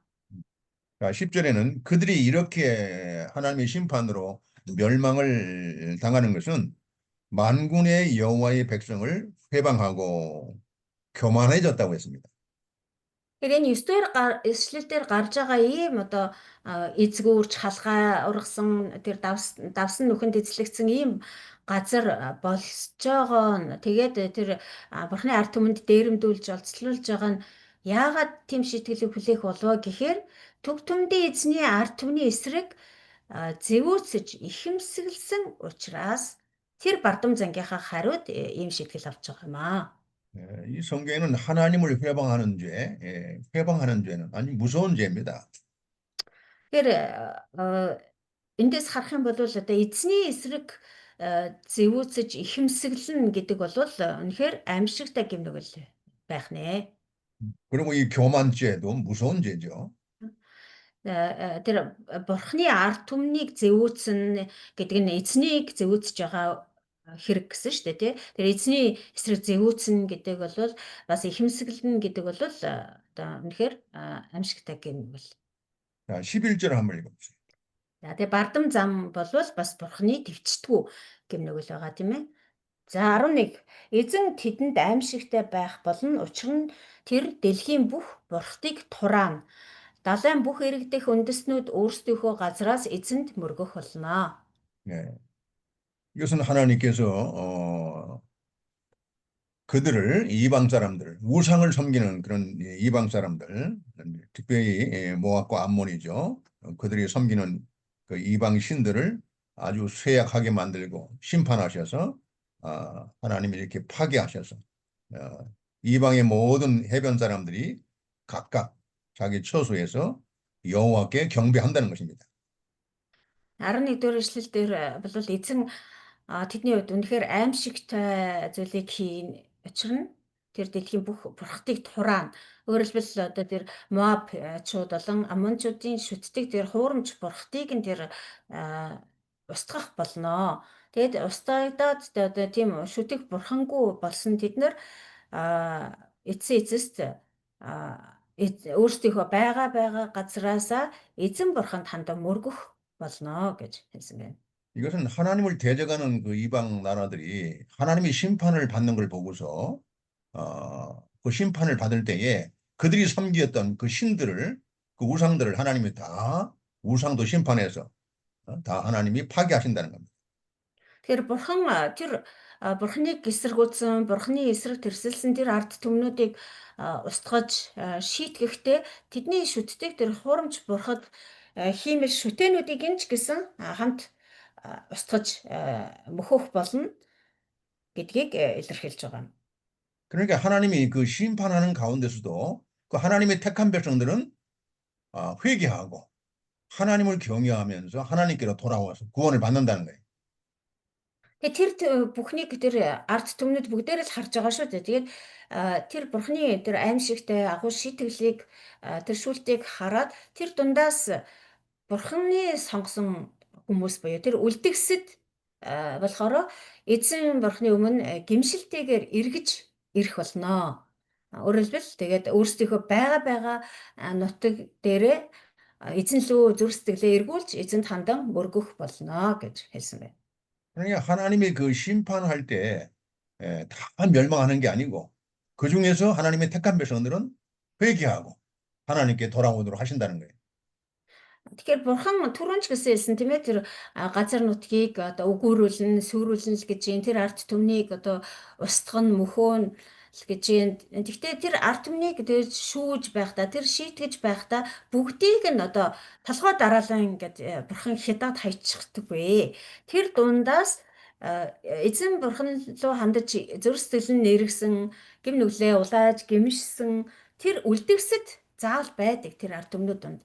Тэр үлдгэсдийг бурхан амьд үлдээж тэгээд тэднэр нь тэр өөрсдийн байгаа газар нутаг дээрээ эзэн бурханд хандан мөргөл хүндэтгэлийг өргөдөг. 이것은 하나님의 공의입니다. 하나님의 공의. Энэ бол бурханы шударга ёс юм аа. 하나님의 애굽을 심판할 때도 이스라엘 백성을 구원하기 위해서 애굽을 심판할 때도 그 애굽에 있는 하나님의 택한 백성들은 하나님이 구원하셔서 이스라엘 백성과 함께 나오도록 하나님이 구원해 주신 겁니다. Бурхан Египтийг шийтгэхдээ хүртэл хэдийгээр одоо Египтийн бурхтыг шийтгсэн Египтийн ард түмний дээр тэр шийтгэлээ буулгасан боловч тэр Египтчүүд дундаас ч гэсэн эзэн бурхнаас имэж эзэн бурханыг хүндлэн мөргсөн Египт хүмүүсийг ч гэсэн бурхан амьд үлдээсэн байгаа. Тэгээд тэднэр нь тэр Египт хүмүүс нь болохоор Израильчүүдийг Египтээс гарах үед хамт дагаад цугтаа явсан байгаа. 다음에 이제 네 번째 대제입니다. За дараа нь дөрөвдүгээр хэсэг. 이 구스와 아수르의 멸망을 말하고 있습니다. За энэ хэсэгт болохоор Этиоп болон Ассирийн дээр ирэх бурхны шүүлтийн тухай өгүүлж байгаа. 12절로 15절이죠. 12-оос 15 дугаар ишлэл. 구스는 바로 이 구스는 바로 그 애굽의 남쪽, 애굽의 남쪽에 있는 그 에디오피아를 말하는 것입니다.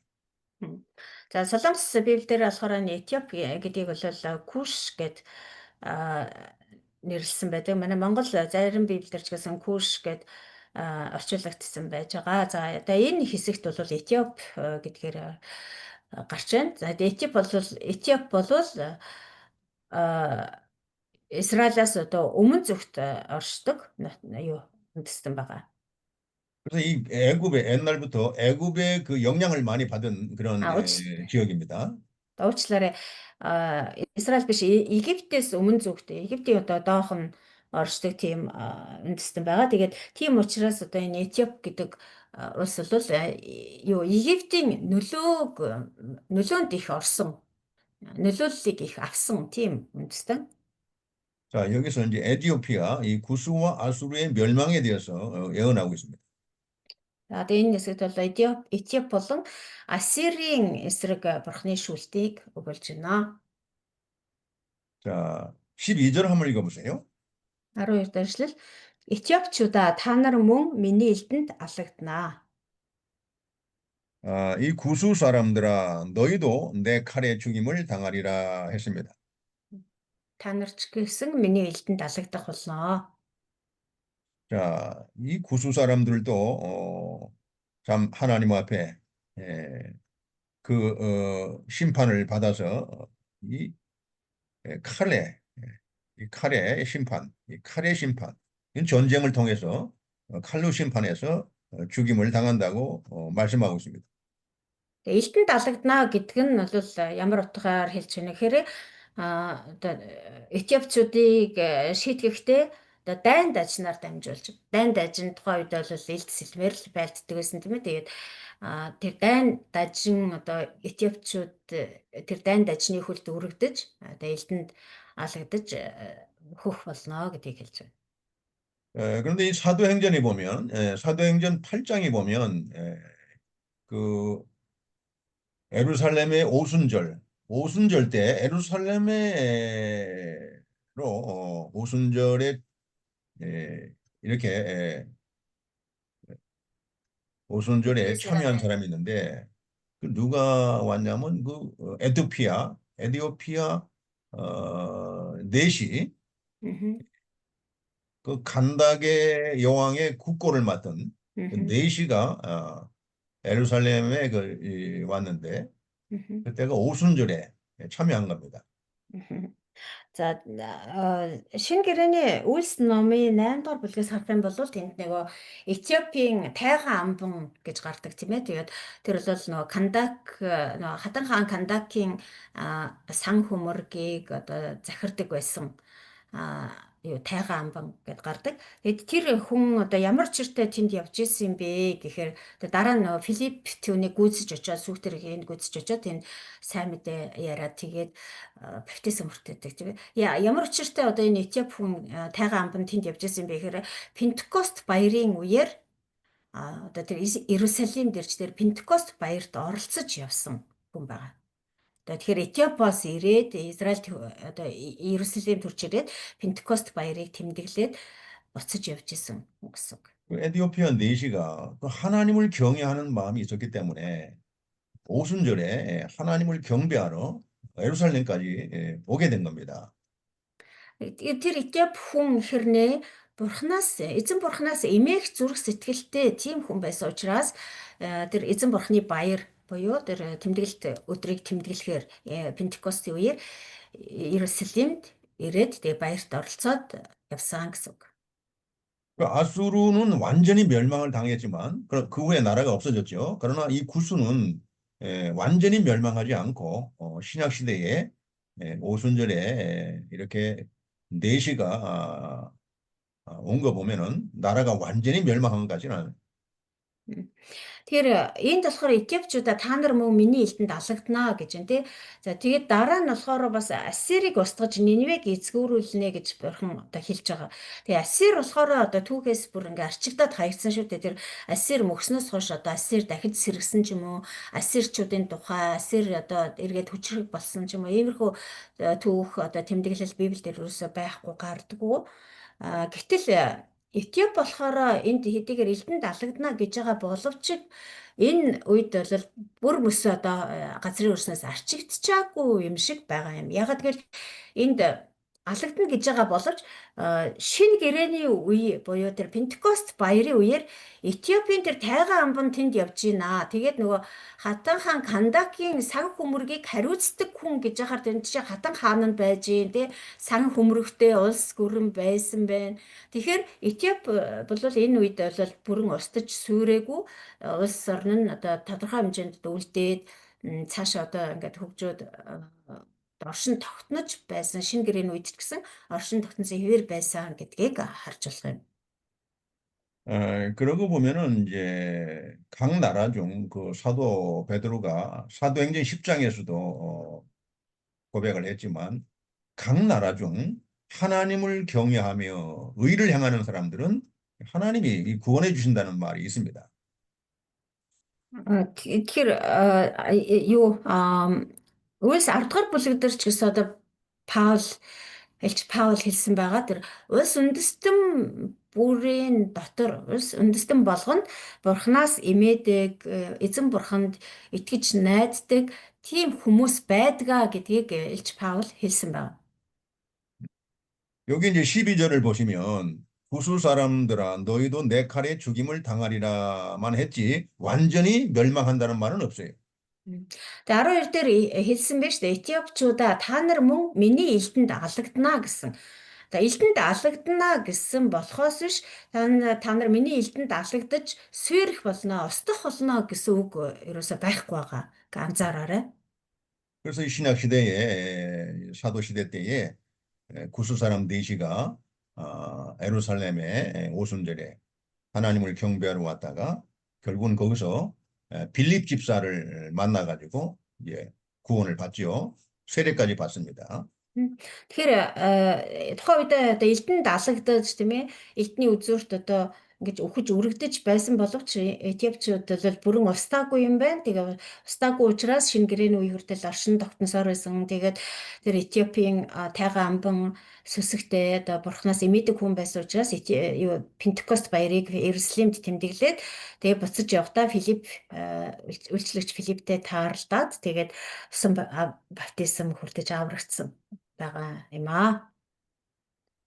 그 구수 사람 그 내시가 이사야 53장의 성경 말씀을 읽다가 결국은 내시에 의해서 이제 예수 그리스도가 우리 죄값으로 십자가에 죽으신 것을 이렇게 설명을 듣고 내시가 Филипп으로부터.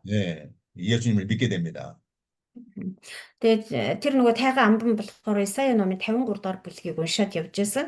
Тэгээд одоо утгыг ойлгохгүй явж байгаад тэгээд үйлчлэгч Филипп түүнийг гүйцэж очоод тэгээд тэр ишлийг утгыг нь тайлбарлаж өгснөөр Месиа гэж хин юм бэ? Есүс Христ бол тэр Месиа юм байна гэдгийг ойлгоод тэгээд Есүсийг хүлээн авч баптизм хүртсэн. 그가 찔림은 우리의 허물 때문이요 그가 상함은 우리의 죄악을 인함이라 그런 말씀이 나오잖아요. Тэсая 53 дугаар бүлэг гэхээр бидний сайн мэдэх тийм ээ тэр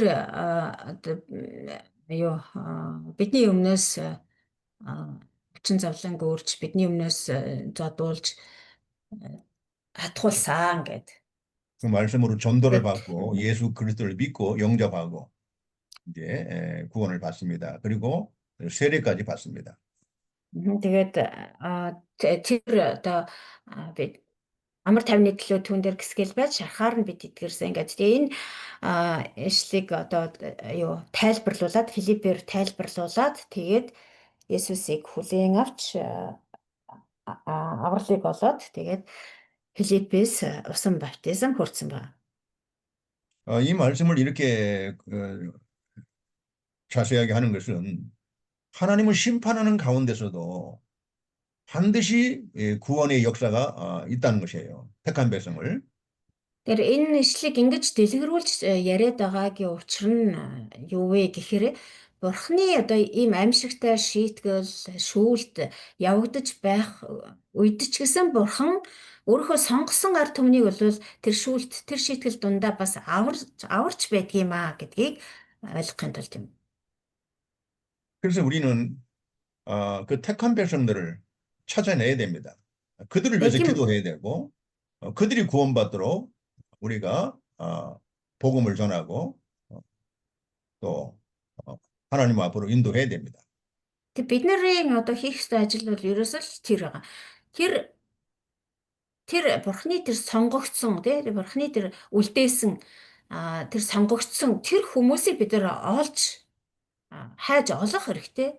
Тэгээ тэр хүмүүсийн төлөө залбирах хэрэгтэй. Тэр хүмүүсийг эзэн лөө дагуулж авчираад авралыг тэдэнд олгох ажлыг бид нар хийх ёстой юм.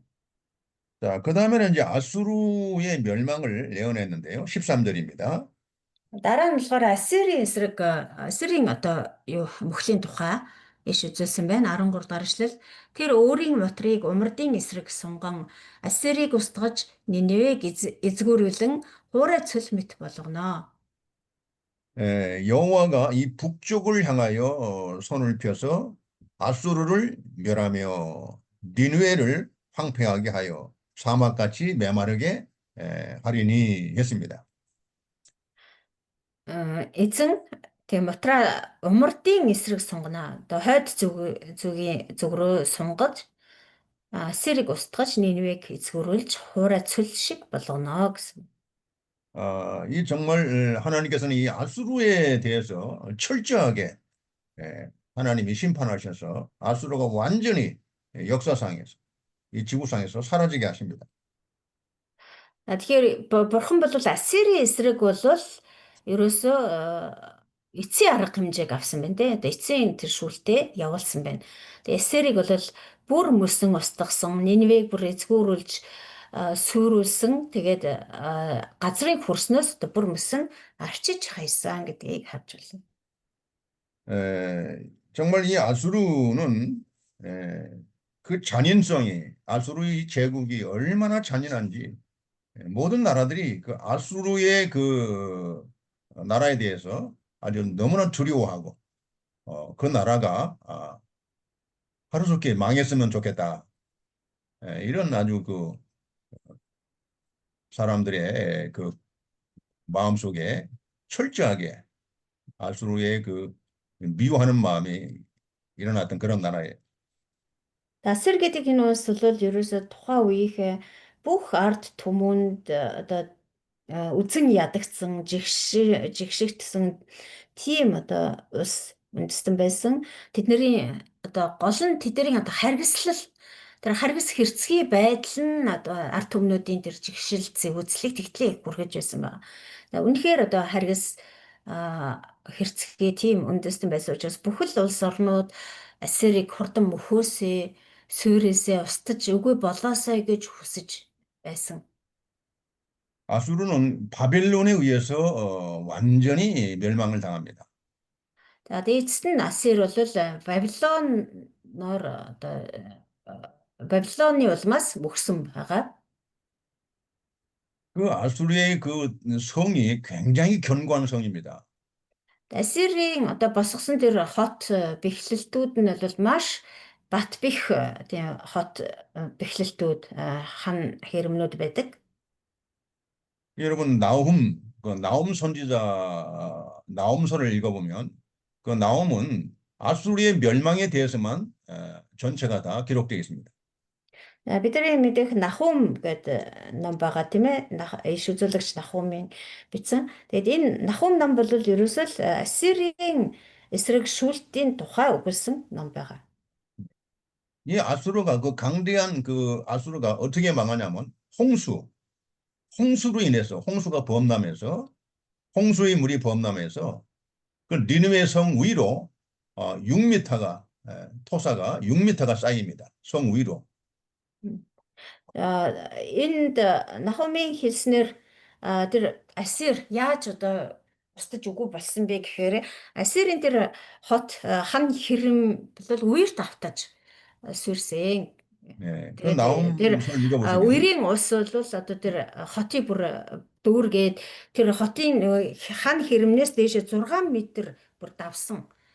Тийм одоо айхтар үерт одоо үг устж үгүй болсон. 그럼 하나님이 이렇게 능력으로 하시는 거예요. 하나님이 홍수를 내리게 해서 물이 범람해서 그 위로 니느웨 성 위로 6m가 되는 그 흙이 쌓이게 해서 완전히 그 도시가 땅 속으로 흙 속으로 잠겨버립니다.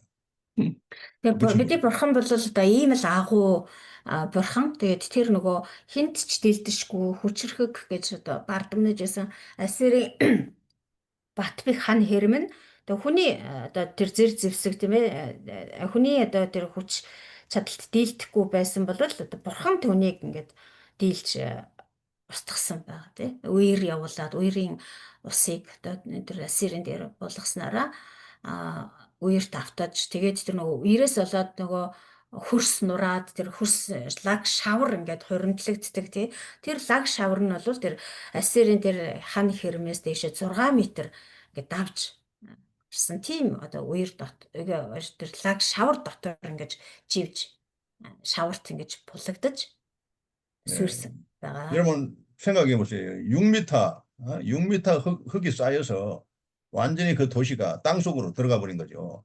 Та нар төсөөлөд үзэлтэй тий. Энэ үерийн улсаар тэр нөгөө бүрс буулагдаа тэр шавар ингээд шавхаа бөөгнөрөө тэр хотод ингээд дүүрээд тэгээд нөгөө гарцгүй ингээд нөгөө хотжин хан хэрмээрээ ингээд хүрээлцсэн болохоор тэнд нөгөө дүүрж овоорч ингээд шаваарсаар хагаад тэр шавхаа шавар шороо нь бол тэр хотын хэрэмнээс бүр дээшээ 6 м өндөр болцсон. Тэгж их овоорсон. Тэгээд тэр хот одоо тэр жигтэй тэр шавар дотор ингээд живсэн болгогдсон. 아수르가 BC 609년에 이렇게 멸망을 당합니다. Ассир бол ингэж сүрсний нь бол манай эртний өмнөх 609 онд гэж устж өгүүлсэн бөксөн. 그리고 AD 1846년까지 땅 속에 묻혀 있었습니다. 1800 AD 1846년까지. за тэгээд манай эртний 1846 он хүртэл одоо манай эртний өмнөх 609 онд тэгж одоо шаварт булагдаад тий газрын одоо газар дор булагдаад манай эртний 1846 он хүртэл одоо тэр дотор тэр булаастай чигээрээ байсан. 무려 2450년 동안 땅 속에 묻혀서 아수르 흔적을 찾아볼 수가 없었던 거예요. Тэгээд ингээд харах юм бол ерөөсөө 1237 жилийн турш энэ Асир гэдэг улс бүр одоо ертөнцийн данснаас хасагдаад тийм ээ газрын хөрснөөс үгүй болсон мэтэр ингэж газрын гаваар ороод одоо далд тэгэж одоо алга болсон гэсэн. Хүн төрөлхтний түүхээс одоо арчигдсан гэсэн. 그래서 2450년 후에 그러니까 AD 1846년에 고고 학자들에 의해서 발굴이 된 겁니다. За тэгээд 1846 онд одоо нөгөө юу археологчид бас палеонтологчид ч гэж ярьдаг те археологчид энэ хотын туйрыг одоо ингэж олж гаргаж ирсэн байна. 그리고 아수르의 그 니느웨 성이 이 발굴이 돼가지고 그 모든 그 유물들이 영국의 대형 박물관에 가장 많이 이렇게 지금 전시되어 있습니다. 영국의 대형 박물관에 가면 아수르의 유적들이 제일 많이 전시되어 있습니다. Тэгээд энэ нөгөө олдвор ингээ олдоод тэгээд энэ болохоор нөгөө Ассирийн нийслэл Ниневе хотын ингээд туйрыг ингэж олсон байгаа. Тэгээд археологчид тэндээс одоо олсон олдвруудаа Английн тэр Эзэн хааны музей гэж байгаа. Тэр Эзэн хааны музейд одоо үзмэр болгож тавьсан. Тэгээд Ассираас олдсон энэ үлдэгдлүүд энэ олдврууд бол хамгийн их одоо тавигдсан үзмэр болж тавигдсан музей бол энэ Английн музей байдаг. 그 아수르 왕은 말이죠. 자신을 온 백성의 태양이라고 온 나라의 군주라고 이렇게 아주 그 교만이 이렇게 하늘을 찌르듯 했습니다. Ассирийн эзэн хаан бол өөрийгөө ерөөсөө нартай зөөрлөжсэн, өөрийгөө бол бүх ертөнцийн эзэн гэж өргөмжилж тунхаглаж байсан. Тэгээд Ассирийн тэр эзэн хааны тэр бардам зан бол ерөөсөө үгээр хэлхийн аргагүй тэр аимшигт тийм бардам занд олзлогдсон, утагдсан тийм хүн байсан. 참 아수르가 지배할 때는 아주 잔인한 방법으로 그 이방 나라들을 정복하고 지배했습니다. 너무나 잔인했어요. Ассирчууд одоо хүчрхэг байх үедээ бусад улс орнуудыг байлдан дагуулж булан эзэлсэн хойноо тэр эзэлсэн ард түмэн олзлсон хүмүүстэй бол маш харгас хэрцгий бодлого явуулж харгас хэрцгий ханддаг байсан. 이렇게 교만하고 하나님을 대적하고 이런 나라들은 결국은 하나님의 심판으로 이렇게 다 파괴되고 멸망하는 거죠. Тэгэхээр ийм бардам, ихэмсэг тэгээд бурхныг эсрэг дайсагнадаг ийм улс орнууд, ийм улс гүрнүүд бол эцэстээ тэр эгэм нүлийнхээ улмаас бурхны аимшигтай шийтгэлийг хүртэх болно. 여러분 노아 홍수 때에 노아를 통해서 하나님이 그 홍수 심판을 예언했죠. Ноагийн 그 홍수 잠깐만요. 홍수가 일어나서 그 물이 어디까지 찼어요? 가장 높은 산 아라랏산 그 정상 위로 7m 위로 물이 이렇게 범람한 겁니다. Тэгээ Ноагийн үерийн үеэр бурхан тэр Ноад авралын тэр хөлөг онгоц хөвгч авдар хийхийг зарлигдсан байгаа тийм. Тэгээд тэр авралын хөлөг нь тэр үерийн усан дээгүүр хөвж явсаар хагаад хаан тогтсон бэ. Тэгээ биш тэр үерийн үеэр тэр үерийн ус нь хэр одоо их ус одоо асгарсан бэ гэхээр тухайн үеийн одоо хамгийн өндөр уул гэж хэлж болох Арарат уулын ориглоос дээш 7 метр давсан ус одоо энэ дэлхий дээр ингээд тогтсон гэж байгаа. 노아 홍수 때 몇 사람이 구원받았어요? Тэгээ үерийн үер ямар үеэс хойш хэдэн хүн амьд үлдсэн бэлээ? 그 방주에 들어간 사람만. Зөвхөн тэр 네. хөвгч авдар дотор орсон хүмүүс, орж аврагдсан хүмүүс. 그 방주에 들어간 사람이 몇 사람이에요? Хэдэн хүн байлаа? 노아와 그 7 식구. Ноа болон түүний гэр бүлийн 7 хүн. Гэт нийлээд 8. 그게 이제 8명만 구원받았어요. Энэ 8 хүн л аврагдсан. 노아 홍수는 전 세계가, 전 인류가 완전히 이렇게 심판으로 멸망받은 것입니다. Ноагийн үерээр бол тэгэхээр яасан байх нь тэр 8-аас бусад бүх улс үндэстэн, хүн төрлөختөн, адгуус, амьтан, ургамал, ногоо гэд бүх одоо дэлхий тэр аяараа бурхны шүүлтийг амссан байна. 자, 14절 한번 읽어봅시다. 2장 14절. 14 дээршлэл. Ниневегийн төвд хонин сүргүүд төрөл бүрийн аратнууд хэвтнэ. Бигбаатар зараа хоёулаа багнуудынх нь орой дээр хоноглоно. Шууд цонхон дээр нь дуулна. Эзгүүрэл босгон дээр нь байна. Учир нь тэр хуш модон туургыг нүцгэлсэн. 예, 아수르가 완전히 땅속으로 6m 땅속으로 이렇게 들어가면서 묻히면서 그 위에 각종 짐승이 가운데에 때려 누울 것이고 당아, 고슴도치 이런 것들이 거기에 이제 살게 되는 거죠. За энэ юу илэрхийлж байгаа нэхээр Ниневе одоо хот тэр газрын гүнлөө орцсон гавар орцсон шүү дээ. Тэгээд дээр нь одоо 6 метр өндөр юм шавар аваад энэ одоо газар болчихсон гэсэн үг тий. Тэгээд 6 метрийн гүнд тэр хот одоо живцсэн гэсэн. За тэгээд дээр нь одоо тэр одоо болохоор тэр антид үүрлж тий Бигватар зараа тэгээд хонин сүрэг элдвийн тэр төрөл бүрийн аратнууд одоо тэр газар нутаглах болно гэж. 예, 그것들이 이거 황폐한 이거 다 무너진 그 창에서 울 것이고 또 문턱이 적막하고 백향모로 지은 것들이 다 이렇게 벗겨지고 다 파괴되고 부서진다 이 말이죠. За тэр багнуудынх нь орой дээр хоноглоно гэж энэ одоо багн нээсэн газрын дээр одоо тэр Бигбаатар зараа гэх мэт амьтад цонхон дээр нь шууд дуулна гэж энэ одоо тэр эзгүүрэл босхон дээр нь байна. Тэгээд бурхан тэр нөх хуш модон туургыг нүцгэлсэн гэдэг нь болохоор тэр хуш модоор хийсэн тэр юу байшин барилга тэр бүх нь бол одоо юучгүй болж өгөрч сүрсэн гэдгийг хэлж байна. 사실 니느웨 성이 그 일찍 멸망할 것인데 우리가 요나서를 보게 되면 니느웨 사람들이 그 멸망하지 않고 그때 구원을 받습니다. 왜 그랬죠? Уул нь бол Ниневе хот аль хэдийн мөхөж сүрэх ёстой байсан. Гэтэ Йона номыг үзэх юм бол Йона ном дээр сарах юм бол тэр Ниневечүүд ингээ гимшээд тийм ээ. Тэгээ бурхан тэднийг уучлж ингээ аварсан байдаг. Яагаад тэгсэн бэлээ?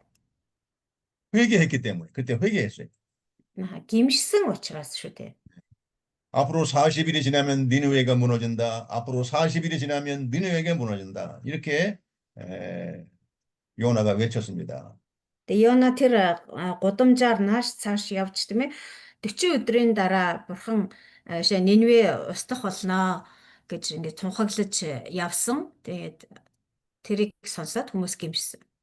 그 요나스를 보면은 그 니느웨 사람들이 그 말을 듣고 다 회개합니다. 왕으로부터 밑에 있는 모든 백성들이 빠짐없이 다 이렇게 하나님 앞에 자기들 죄를 회개하면서 철저하게 회개하는 거예요. 그래서 하나님 그걸 보고 멸망시키지 않고 구원해 주십니다.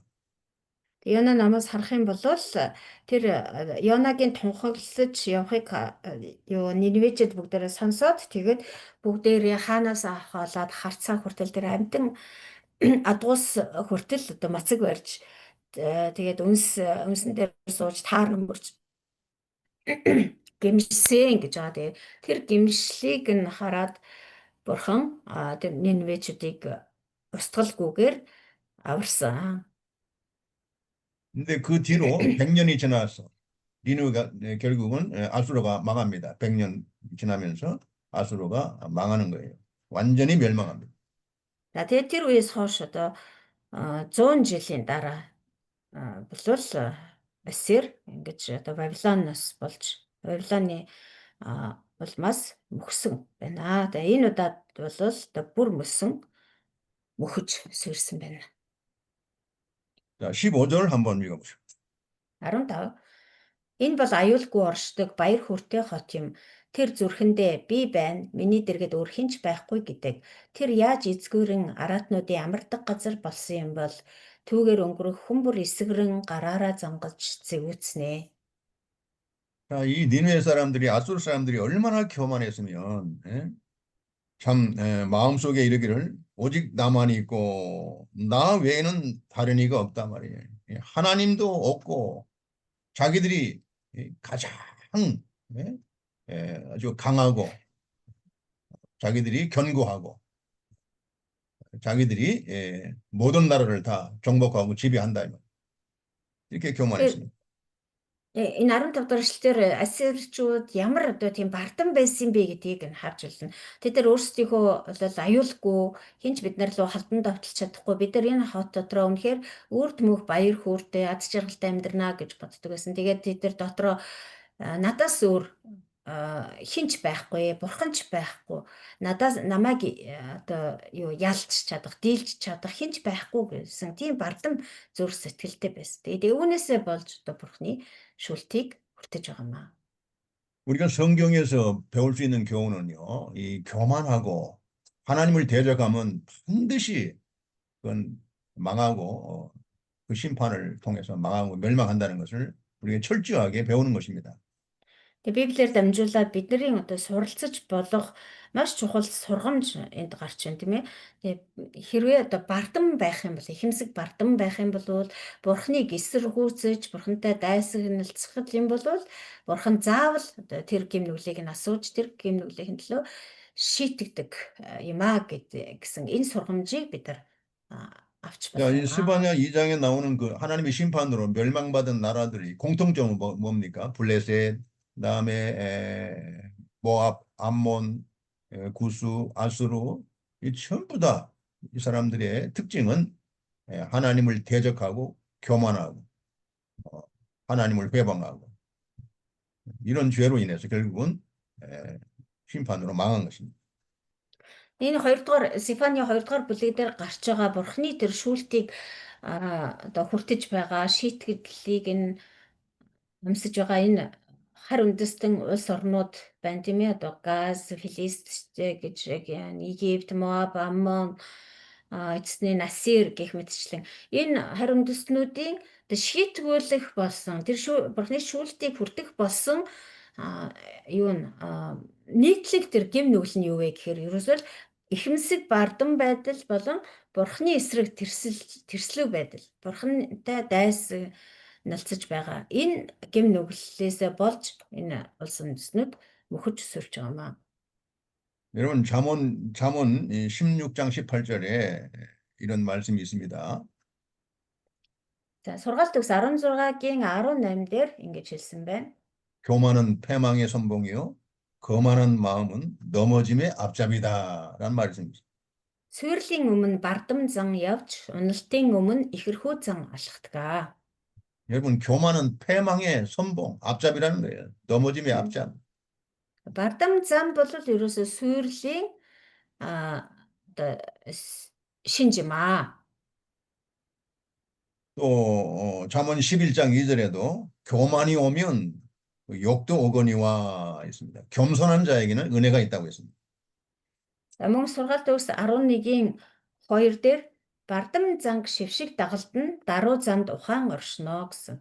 야고보서 4장 6절에도 하나님이 교만한 자를 물리치시고 겸손한 자에게는 은혜를 주신다 했습니다.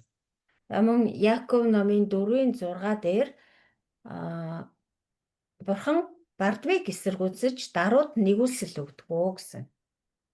우리가 철저하게 배우는 거죠. 이 교만죄, 하나님을 대적하고 회방하고 이 교만죄는 정말 하나님을 대적하는 죄입니다. 이것 때문에 사람들이 불행해지고 결국은 고통을 당하고 죄 가운데 심판을 받는 거예요.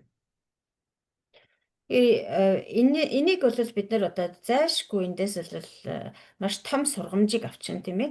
Энэ бардам зан гэдэг бол ерөөсөө байх ёсгүй одоо бид нэр өөрсдөө байлгаж болохгүй юм гэм хамгийн одоо амьсгалтай ноцтой гэм нүглээ. Ингээ энээсээ болоод хүмүүс одоо тэр эмгэнэлтэй байдалд ордог, зовлон эдэлдэг, эцэстээ бурхны шүлт шийтгэлийг хүртдэг. 자, 그래서 오늘 우리가 스바냐 2장 3절 한번 봅시다. 스바냐 2장 3절.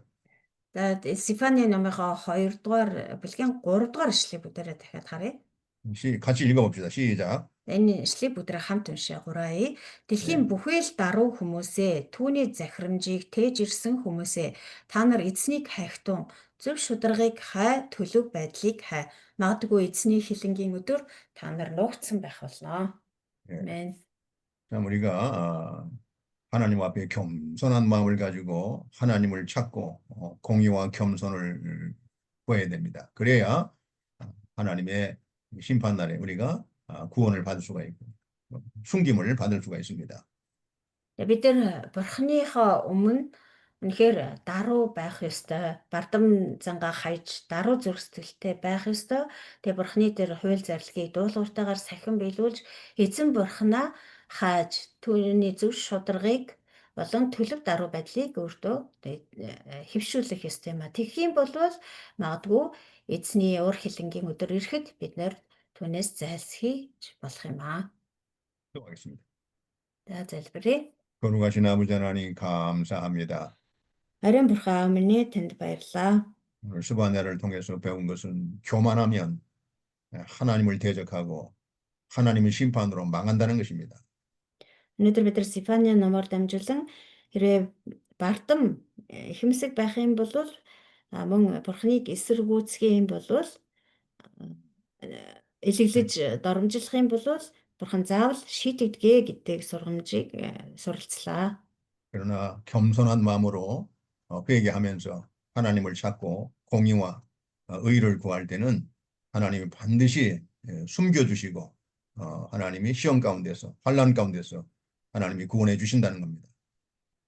Харин даруй төлөв байж гимшиж эзэн бурхан лугаа эргэж эзэн бурхандаа үйлчлэх юм бол бурхан заавал тэр шүүлт дундаас ч гэсэн шийтгэл дундаас ч гэсэн заавал авардаг. Тэгээд буцаан сэргээж өгдөг гэдгийг бид нар суралцлаа. 이 진리를 우리가 바로 깨닫고 우리가 하나님 앞에 항상 겸손하게 하나님을 구하고 찾아서 하나님의 은혜 가운데 살게 해 주시옵소서. Энэ эрхэм үннийг бид нар суралцаад тэгээд даруй зүрх сэтгэлтэйгээр эзэн бурхнаа хааж эзэн бурхныхаа өмнө гимшиж тэгээд тийм даруй төлөв зүрх сэтгэлээр эзэн бурхандаа үйлчлдэг байхад туслаарай. 예수님의 이름으로 기도드리옵나이다. Есүсийн нэрээр залбирanгуйж байна. Амен. 아멘.